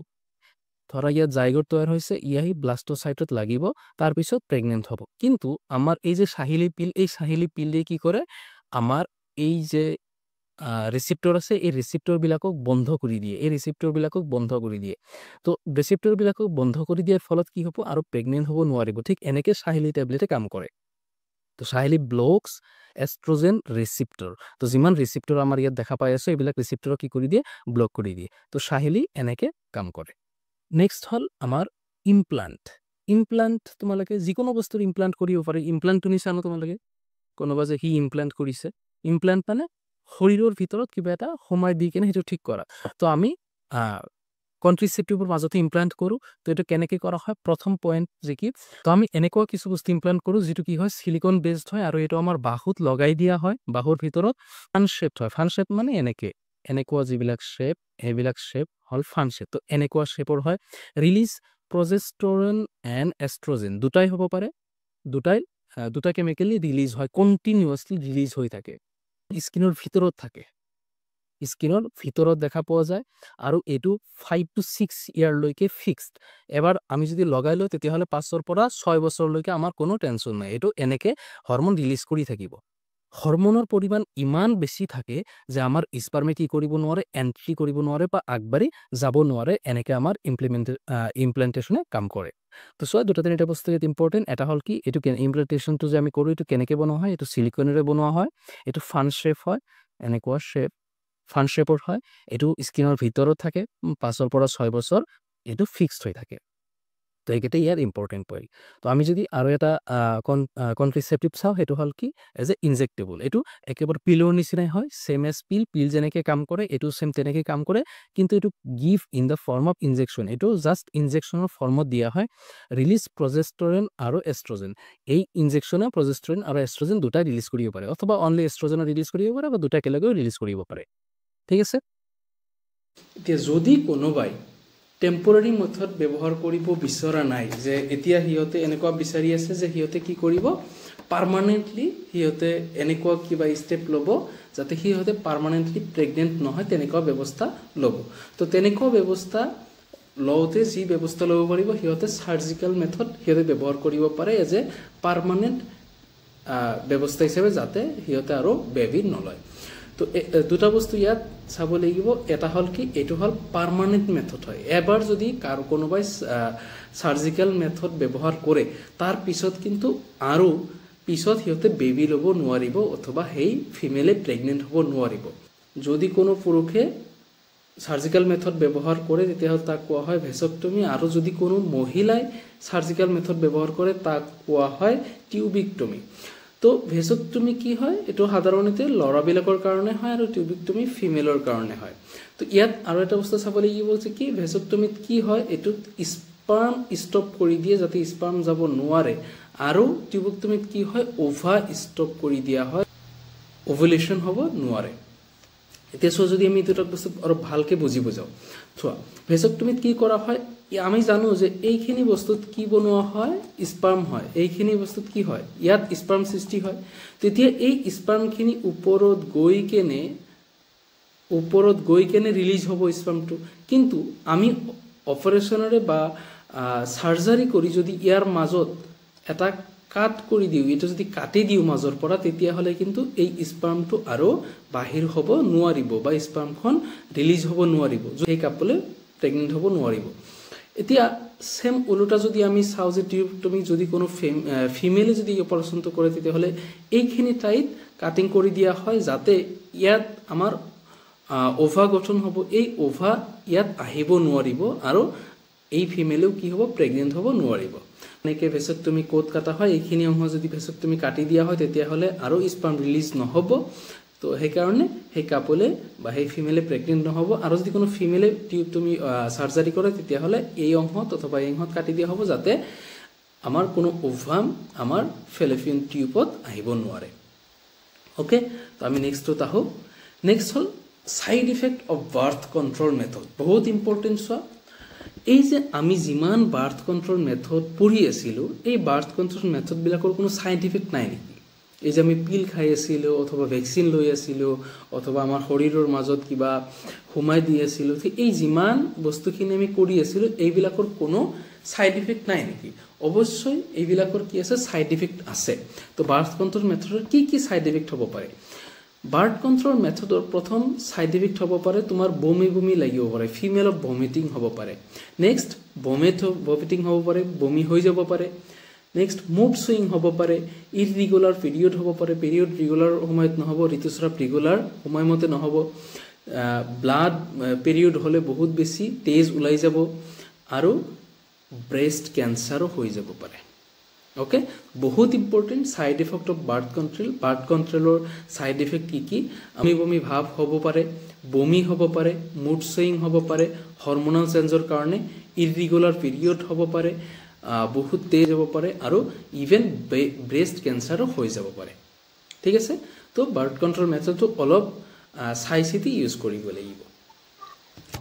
ইমাৰ্জেঞ্চি মেথডটো অলপ এনেকুৱা, নামটো শুনিয়ে আমি বুজি পাইছোঁ যে এই মেথডটো কেনেকুৱা হ'ব। প্ৰথমতে এনেকুৱা হ'ব পাৰে যে কোনোবাই ইমাৰ্জেঞ্চিৰে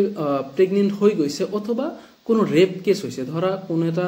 ছোৱালীক ৰেপ কৰা হৈছে, তাৰ কাৰণে প্ৰেগনেণ্ট হৈ গৈছে, ৰেপ হোৱাৰ কাৰণে সেই ছোৱালী প্ৰেগনেণ্ট হৈছে। এতিয়া এই কেছত সি কি কৰিব? চ' এনেকুৱা ইমাৰ্জেঞ্চি মেথডত দুটা কেছ হ'ব পাৰে। প্ৰথম কেছ এনেকুৱা হ'ব পাৰে, কোনো এটা ফিমেলে এইটো বুজিব পাৰিছে যে 72 আৱাৰৰ ভিতৰত যে মই প্ৰেগনেণ্ট হ'ব পাৰোঁ। যদি এনেকুৱা সি গম পায়, তেতিয়াহ'লে 72 আৱাৰৰ ভিতৰত সি এটা পিল ল'ব পাৰে, সি এটা টেবলেট ল'ব পাৰে, যিটো আনৱান্টেড 2 নামেৰে জনা যায়। ঠিক আছে, এইটো ছেক্সুৱেল ইণ্টাৰক'ৰ্চৰ 72 আৱাৰৰ ভিতৰত ল'ব লাগে। যদি কোনো এটা ফিমেলে আনৱান্টেড প্ৰেগনেঞ্চি অথবা প্ৰেগনেণ্ট হ'ব বিচৰা নাই আৰু ইণ্টাৰক'ৰ্চ কৰি পেলাইছে, তেতিয়াহ'লে সি কি কৰিব পাৰে, 72 আৱাৰৰ ভিতৰত এটা আই পিল ল'ব পাৰে, যিটোৰ নাম হ'ল আনৱান্টেড 72। এতিয়া সেম বস্তু যদি কোনোবাই ৰেপ হৈ যায়, তেতিয়াহ'লে 72 আৱাৰৰ ভিতৰত সি এই আই পিলটো খাব পাৰে। অ'কে, আৰু এটা কেছ হ'ব পাৰে এনেকুৱা যে কোনো এটা ফিমেলে, কোনো এটা মহিলাই গমেই পোৱা নাই, এসপ্তাহ গুচি গৈছে অথবা 1 মাহ গুচি গৈছে, 2 মাহ গুচি গৈছে, বাট সি বুজি পোৱা নাই যে সি প্ৰেগনেণ্ট হৈছে, কিন্তু 1 মাহ পিছত সি গম পাইছে অথবা 2 মাহ পিছত গম পাইছে যে সি প্ৰেগনেণ্ট হৈছে, 2 মাহ পিছত পিৰিয়ড হোৱা নাই, তো সি পিছত গম পাইছে 2 মাহ পিছত। এতিয়া সি কি কৰিব পাৰিব? এতিয়া সি এবৰ্চন কৰিব পাৰিব। যদি সি বেবীখন নিবিচাৰে, যে আমি এতিয়া বেবী নিবিচাৰোঁ, তেতিয়াহ'লে সি কি কৰিব পাৰিব? এবৰ্চন কৰিব পাৰিব। এবৰ্চনক আৰু কি নামেৰে কোৱা হয়? এবৰ্চনক MTP বুলিও কোৱা হয়। এতিয়া চোৱা, এবৰ্চন যদি আমি এবৰ্চনৰ ফালে অলপ ভালকৈ লক্ষ্য কৰোঁ, ৱৰ্ল্ড ৱাইড সম্পূৰ্ণ পৃথিৱীতে এৰাউণ্ড 45 to 50 মিলিয়ন এবৰ্চন হৈ আছে, যিটো আমি ক'ব পাৰোঁ 1/5 টোটেল প্ৰেগনেঞ্চি। তো পৃথিৱীত যিমান বেবী কনচিভ হৈ আছে, পৃথিৱীত যিমান বেবী হৈ আছে, তাৰ 5 ভাগৰ 1 ভাগ বেবী কি কৰা হৈছে? প্ৰত্যেক বছৰ এবৰ্চন কৰি মাৰি পেলোৱা হৈছে। বুজিছে কিমান ভয়ংকৰ কথা? পৃথিৱীত প্ৰত্যেক বছৰ 45ৰ পৰা 50 মিলিয়ন এবৰ্চন কৰা হয়, যিটো পাৰ ইয়াৰত 5টা বেবীৰ 1% হয়। মানে যদি 5টা বেবী জন্ম হয় বা 5টা বেবী প্ৰেগনেঞ্চিত কনচিভ কৰে, তেতিয়াহ'লে তাৰ পৰা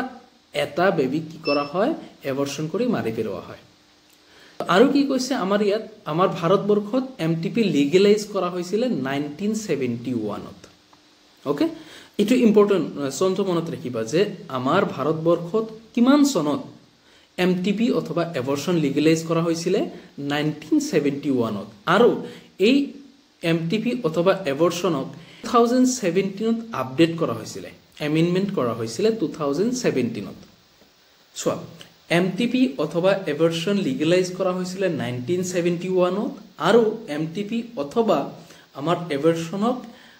মডিফাই কৰা হৈছিল আৰু উন্নত কৰা হৈছিল 2017ত ওকে চনবিলাক মনত ৰাখিবা এতিয়া আমি কোন কোন ক্ষেত্ৰত MTP অথবা এবৰ্শন কৰিব পাৰো প্ৰথম আমাৰ যদি এনেকুৱা আমি চাও এনেকুৱা আমি বুজিব পাৰো যে কোন এটা বেবিৰ জেনেটিক এবনৰ্মেলিটি হৈ আছে হা এমিনো সিনথেসিস টেস্ট এটা কৰিছিল যে জি টেষ্টৰ সহায়ৰে আমি এটো গম পাও যে বেবিটোৰ জেনেটিক এবনৰ্মেলিটি আছে নে নাই তো যদি এনেকুৱা গম পোৱা যায় যে বেবিটোৰ জি বেবি প্ৰেগনেন্ট হৈ আছে জি মহিলা প্ৰেগনেন্ট হৈ আছে সেই প্ৰেগনেন্ট অৱস্থাত যদি গম পায় যে বেবিৰ কি হৈ আছে জেনেটিক এবনৰ্মেলিটি হৈ আছে অথবা কোনো জেনেটিক বেমাৰ হৈ আছে তেতিয়া হলে হি এবৰ্শন কৰিব পাৰে ঠিক আছে আৰু যদি এনেকুৱা হয় ইন ৰেপ কেস এনেকুৱা কেস হ'ব পাৰে যে কোনো এটা ছোৱালীক ৰেপ কৰা হৈছে তাৰ ফলত হি প্ৰেগনেন্ট হৈছে তো হেতু তো হেই বেবি তো হি নাৰাখে ন সেই কাৰণে হি কি কৰিব পাৰিব হেতু হি এবৰ্শন কৰিব পাৰিব আৰু কি কৰিব পাৰিব যদি হি আনইনটেনশনালি প্ৰেগনেন্সি হয় তাৰ মানে এটা কাপলে বা এটা ফিমেলে প্ৰেগনেন্ট হ'ব বিচৰা নাই বাট কিবা কাৰণত ভুলবশত প্ৰেগনেন্ট হৈ গৈছে তেতিয়া হি এবৰ্শন কৰিব পাৰিব আৰু যদি কোনো ইনজুৰি হয় প্ৰেগনেন্টৰ সময়ত যদি কোনো প্ৰবলেম হয় ইনজুৰি হয় তেতিয়া হলে হি এবৰ্শন কৰিব পাৰিব যেনেকুৱা একটপিক প্ৰেগনেন্সি হ'ব পাৰে এতিয়া সোৱা এনেকুৱা হৈ যায় আমাৰ নৰমালি সাধাৰণতে বেবি গ্ৰো হ'ব লাগে অথবা ডেভেলপ হ'ব লাগে এইখিনি হত কিন্তু মাঝে মাঝে দেখা যায় কি এই ফিলাপিয়ন টিউবতো বেবি গ্ৰো হৈ যায় এইখিনি হত তো এনেকুৱা অংশত যেতিয়া বেবি গ্ৰো হৈ যায় তেতিয়া ইয়াতো বেবি গ্ৰো হ'ব নোৱাৰে ন তেতিয়া এনেকুৱা যদি কেছ হয় তেতিয়া হলে হি কি কৰিব পাৰিব হি এবৰ্শন কৰিব পাৰিব যদি এনেকুৱা বেমাৰ দেখা দিয়ে প্ৰথম যদি কোনো জেনেটিক এবনৰ্মেলিটি অথবা জেনেটিক বেমাৰ হয় যদি ৰেপ কেস হয় যদি হি আনইনটেনশনালি প্ৰেগনেন্ট হয় যদি কজিং ইনজুৰি কৰে অথবা প্ৰেগনেন্টত কিবা প্ৰবলেম হৈ যায় তেতিয়া হলে হি এনেকুৱাকে এবৰ্শন কৰিব পাৰে তো এটো এটা ইম্পৰ্টেন্ট পইণ্ট এটো কিন্তু মই বুজিব লাগিব যে কি এপটপিক প্ৰেগনেন্সি কি এপটপিক প্ৰেগনেন্সি হল আমাৰ বেবিখন জি ঠাইত হ'ব লাগে সেই ঠাইত নহয় কেনে এটা ফিলাপিয়ন টিউবৰ মাজত গ্ৰো হয় তো ইয়াত যদি গ্ৰো হৈ যায় এনেকুৱা অংশ তেতিয়া হলে ইয়া কোৱা হয় এপটপিক প্ৰেগনেন্সি আৰু এইটো হলে হি কি কৰিব পাৰিব হি এবৰ্শন কৰিব পাৰিব ওকে নেক্সট কি কোনটো সময়ত হি এবৰ্শন কৰাব পাৰিব প্ৰথম যদি কোনো এটা ফিমেলে বা 3 মান্থৰ ভিতৰত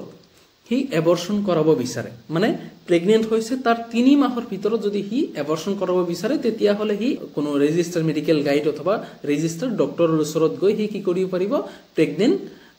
এবৰ্শন কৰাব পাৰিব তো যদি কোনো মহিলাই এবৰ্শন কৰাব বিচাৰে প্ৰথম 3 মাহৰ মাজত তেতিয়া হলে হি কি কৰিব পাৰিব এটা ৰেজিষ্টাৰ ডক্টৰ বা এটা ভাল ডক্টৰৰ ওচৰত গৈ হি এবৰ্শন কৰাব পাৰিব আৰু যদি হি 3 মাহ পাৰ হৈ গৈছে ধৰা 4 মাহ 5 মাহ হৈ গৈছে বা 24 উইকস হৈ গৈছে তেতিয়া হলে হি এবৰ্শন কৰাব নোৱাৰে বা এটো এটা সেফ প্ৰক্ৰিয়া নহয়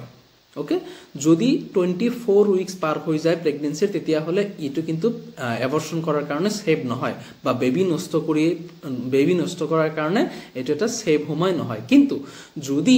হি তথাপিও কৰিব বিচাৰে তেতিয়া হলে দুটা ৰেজিষ্টাৰ ডক্টৰৰ কি লাগিব অপিনিয়ন লাগিব দুটা ৰেজিষ্টাৰ ডক্টৰে যদি এটো মতামত দিয়ে যে ঠিক আছে তুমি এবৰ্শন কৰাব পাৰা এটো সেফ তেতিয়া হলে হি সেই মহিলা এবৰ্শন কৰাব পাৰিব ক্লিয়াৰ এখিনি যে যদি কোনো মহিলাই 3 মান্থৰ ভিতৰত প্ৰেগনেন্সিৰ 3 মাহৰ ভিতৰত যদি এবৰ্শন কৰাব বিচাৰে তেতিয়া হলে হি এটা ৰেজিষ্টাৰ ডক্টৰৰ ওচৰত গৈ এবৰ্শন কৰিব পাৰে আৰু যদি প্ৰেগনেন্সিৰ 24 উইকস পাৰ হৈ যায় তেতিয়া হলে হি দুটা কমন অপিনিয়ন হ'ব লাগিব দুজন ভাল ডক্টৰৰ ওচৰত তাৰ অপিনিয়ন ল'ব লাগিব আৰু দুজন ডক্টৰে যদি এইটো মতামত দিয়ে যে তুমি এবৰ্ষণ কৰাব পাৰা তেতিয়াহ'লে সি এবৰ্ষণ কৰাব পাৰিব এইটো আমি আগতেও অলৰেডি পঢ়িছোঁ তথাপিও এবাৰ কওঁ শুনা যে কি এমিনোচিন্থেচিছ আমি পঢ়িছিলোঁ না আগতে যে এমিনোচিন্থেচিছ যেতিয়া মানুহে কৰে তেতিয়া সিহঁতে কি কৰে ডিটেক্ট জেণ্ডাৰ সেই বেবিটোৰ ছেক্স অফ চাইল্ড সেই বেবিটোৰ ছেক্স কি সেইটো আমাৰ চাই মেল নে ফিমেল চাই যদি ফিমেল হয় তেতিয়াহ'লে কি হয় এবৰ্ষণ কৰায় আৰু এইটো বহুত ডেঞ্জাৰ হয় ভয়ানক হয়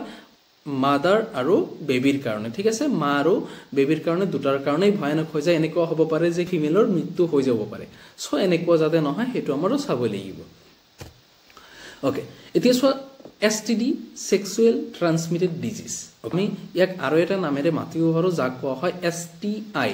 sexual transmitted infection ঠিক আছে sexual transmitted infection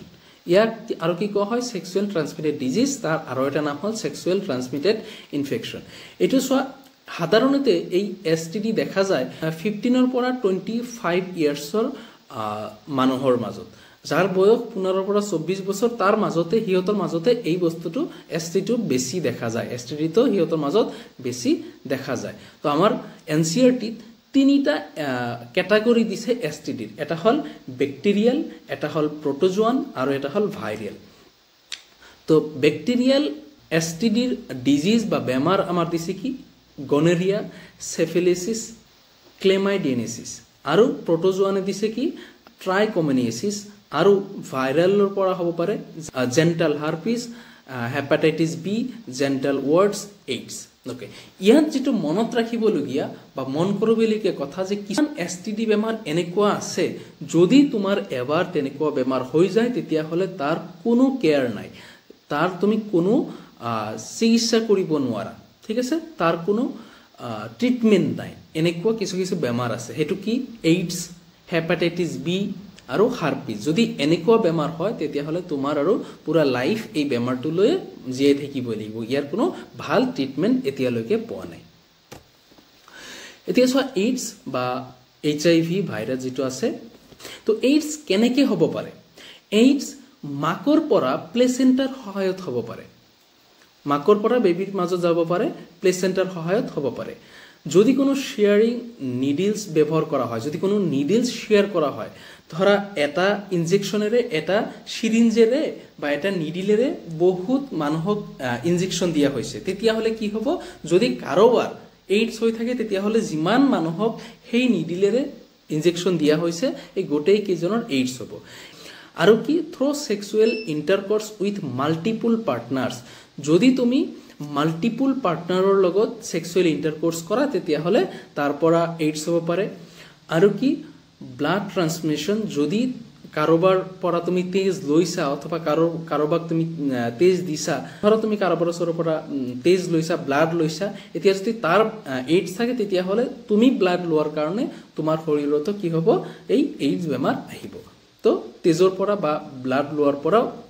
আমাৰ এইডছ হ'ব পাৰে তো কি কাৰণত হ'ব পাৰে আমাৰ এইডছ বা HIV ভাইৰাছ কেনেকৈ স্প্ৰেড হ'ব পাৰে কেনেকৈ হিচৰিত হ'ব পাৰে প্ৰথম মাকৰ পৰা সন্তানৰ মাজত যাব পাৰে প্লেসেন্টাৰ সহায়ত যদি কোনো নিডল শেয়াৰ কৰা হয় তাৰ পৰা হ'ব পাৰে মাল্টিপল সেক্সুৱেল ইন্টাৰকোৰ্সত মাল্টিপল পাৰ্টনাৰ্স তাৰ পৰা হ'ব পাৰে আৰু তেজ ট্ৰান্সফাৰ অথবা ব্লাড ট্ৰান্সফাৰৰ পৰা হ'ব পাৰে ওকে এতিয়া চোৱা sign or symptom of STD যদি হয় সেক্সুৱেল ট্ৰান্সমিটেড ডিজিজ যদি আমাৰ হয় তেতিয়া হলে আমি কি সিম্পটমস পাম কি সিম্পটমস মানে বুজি পোৱা ন এনেকুৱা কিছু চিহ্ন যৰ পৰা আমি গম পাম যে মোৰ কি হৈ আছে এতিয়া ধৰা যদি মোৰ বেছিভাগ সময় গৰম হৈ থাকে মই কি কম যে মোৰ কি হৈ আছে ফিভাৰ হৈ আছে অথবা মোৰ জ্বৰ হৈ আছে ওকে ঠিক তেনেকুৱা তো যদি STD হয় আমি কি চিহ্ন আমি দেখা পাম বা কি গুণ আমি দেখা পাম সো আৰ্লি ষ্টেজত আমি ইচিং দেখা পাম আমাৰ শৰীৰত কি হ'ব ইচিং হ'ব পাৰে খজুৱনি হ'ব পাৰে ওকে তাৰ পিছত ফ্লুইড ডিসচাৰ্জ কিবা ফ্লুইড ওলাই যাব পাৰে ওকে আৰু পেইন হ'ব পাৰে আৰু ৰেডনেস হ'ব পাৰে সোয়েলিং হ'ব পাৰে আৰু যদি এইখিনি আমি যদি ডক্টৰ নেদেখাও তেতিয়া হলে আমাৰ কি হ'ব পাৰে যে পেলভিক ইনফ্লামেটৰি ডিজিজ আমাৰ হ'ব পাৰে আৰু কি হ'ব পাৰে ডেড চাইল্ড বৰ্ণ যদি প্ৰেগনেণ্ট অৱস্থাত হয় তেতিয়াহ'লে সেই যি বেবী হ'ব সেইটো মৃত বেবী হ'ব পাৰে, মৰি যোৱা চিলড্ৰেন আমাৰ হ'ব পাৰে। অ'কে, আৰু কি হ'ব পাৰে এপটপিক প্ৰেগনেঞ্চি মানে আমি আগতে ক'লোই ন ফিলাপিন টিউবৰ মাজত বেবী গ্ৰ' হ'ব পাৰে। এপটপিক প্ৰেগনেঞ্চি কি যে আমাৰ ফিলাপিন টিউবৰ মাজত বেবী গ্ৰ' হ'ব পাৰে, অথবা কেঞ্চাৰ হ'ব পাৰে, অথবা ইনফাৰ্টিলিটি হ'ব পাৰে। অ'কে, ইনফাৰ্টিলিটি মানে যি এনেকুৱা কিছু কাপল আছে সিহঁতৰ মাজত কি নাই বেবী নহয়। অ'কে, যাৰ বেবী নহয় সেইটোক আমি ইনফাৰ্টিলিটি বুলি কওঁ। অ'কে, প্ৰিকুৱেশ্যন টু এভইড STD, যাতে আমাৰ STD নহয় তাৰ কাৰণে আমি কি কি কৰিব পাৰোঁ। অ'কে, প্ৰথম আমি আগৰ পৰাই প্ৰথমৰ পৰাই এই চেপ্টাৰত পঢ়ি আহিছোঁ যে আমাৰ যাতে STD নহয় তাৰ কাৰণে আমি কি কি ইউজ কৰিব পাৰোঁ। ইউজ কণ্ডম, আমি কণ্ডম ব্যৱহাৰ কৰিব পাৰোঁ। যেতিয়া আমি ছেক্সুৱেল ইণ্টাৰক'ৰ্চ কৰিম তেতিয়া আমি কি কৰিম কণ্ডম ব্যৱহাৰ কৰিম। আৰু কি এভইড শ্বেয়াৰিং নিডিলছ, আমি নিডিল শ্বেয়াৰ নকৰোঁ। যিকোনো ক্ষেত্ৰত আমি যদি ইনজেকশ্যন দিম, কোনো এটা মেডিকেলত যাম, অথবা যিকোনো ক্ষেত্ৰত আমি শিডিল ব্লাড টেষ্টৰ ক্ষেত্ৰত আমি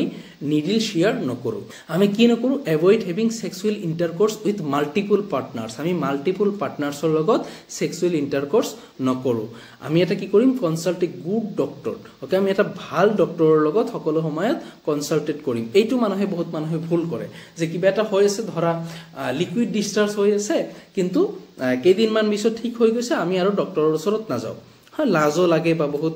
কথা হয়, মানুহে শুনিলে কি ক'ব, তেনেকুৱা ভাবে আমি ডক্টৰৰ ওচৰত নাযাওঁ। তাৰ কাৰণেও আমাৰ এনেকুৱা বহুত ডাঙৰ ডাঙৰ বেমাৰ হৈ যাব পাৰে। ইভেন আমি আগত চালোঁ যে আমাৰ কি কেঞ্চাৰ পৰ্যন্ত হ'ব পাৰে। ইনফাৰ্টিলিটি কি আমি সাধাৰণতে এইটো কওঁ যদি কোনো পাৰ্টনাৰে, যদি কোনো হাজবেণ্ড ৱাইফৰ বা যদি কোনো কাপলৰ 2 বছৰৰ ধৰি সিহঁতে চেষ্টা কৰি আছে এটা বেবীৰ কাৰণে, বাট সিহঁতে বেবী ল'ব পৰা নাই বা সেই ফিমেলে কনচিভ কৰা নাই, সিহঁতৰ বেবী হোৱা নাই, তেতিয়াহ'লে আমি তাক কি ক'ম সাধাৰণতে ইনফাৰ্টিলিটিৰ কেটাগৰীৰ মাজত সিহঁতক ৰাখিম।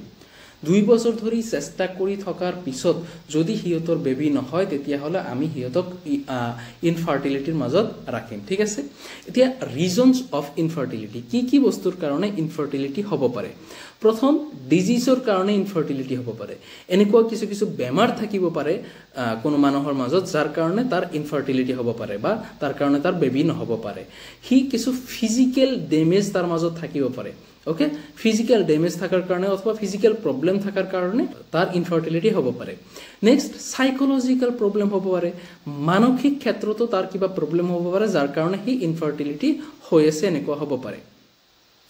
নেক্সট, সি কনজেনিটেল হ'ব পাৰে, সি যেতিয়া বাৰ্থ ৰিলেটেড কোনো প্ৰব্লেম তাৰ মাজত থাকিব পাৰে। ইমিউনলজিকেল, তাৰ ইমিউনিটি বা ইমিউন চিষ্টেম কি হ'ব পাৰে দুৰ্বল হ'ব পাৰে। ৰিজনছ ফৰ ইনফাৰ্টিলিটি, সি কিয় ইনফাৰ্টিলিটি হয়, কি কি ক্ষেত্ৰত ইনফাৰ্টিলিটি হ'ব পাৰে। 1 নম্বৰ কাৰণ হ'ব পাৰে ইৰেকশ্যন ডিছফাংচন। মেল এটাৰ পেনিছ কি হ'ব পাৰে যদি ইৰেক্ট নহয়,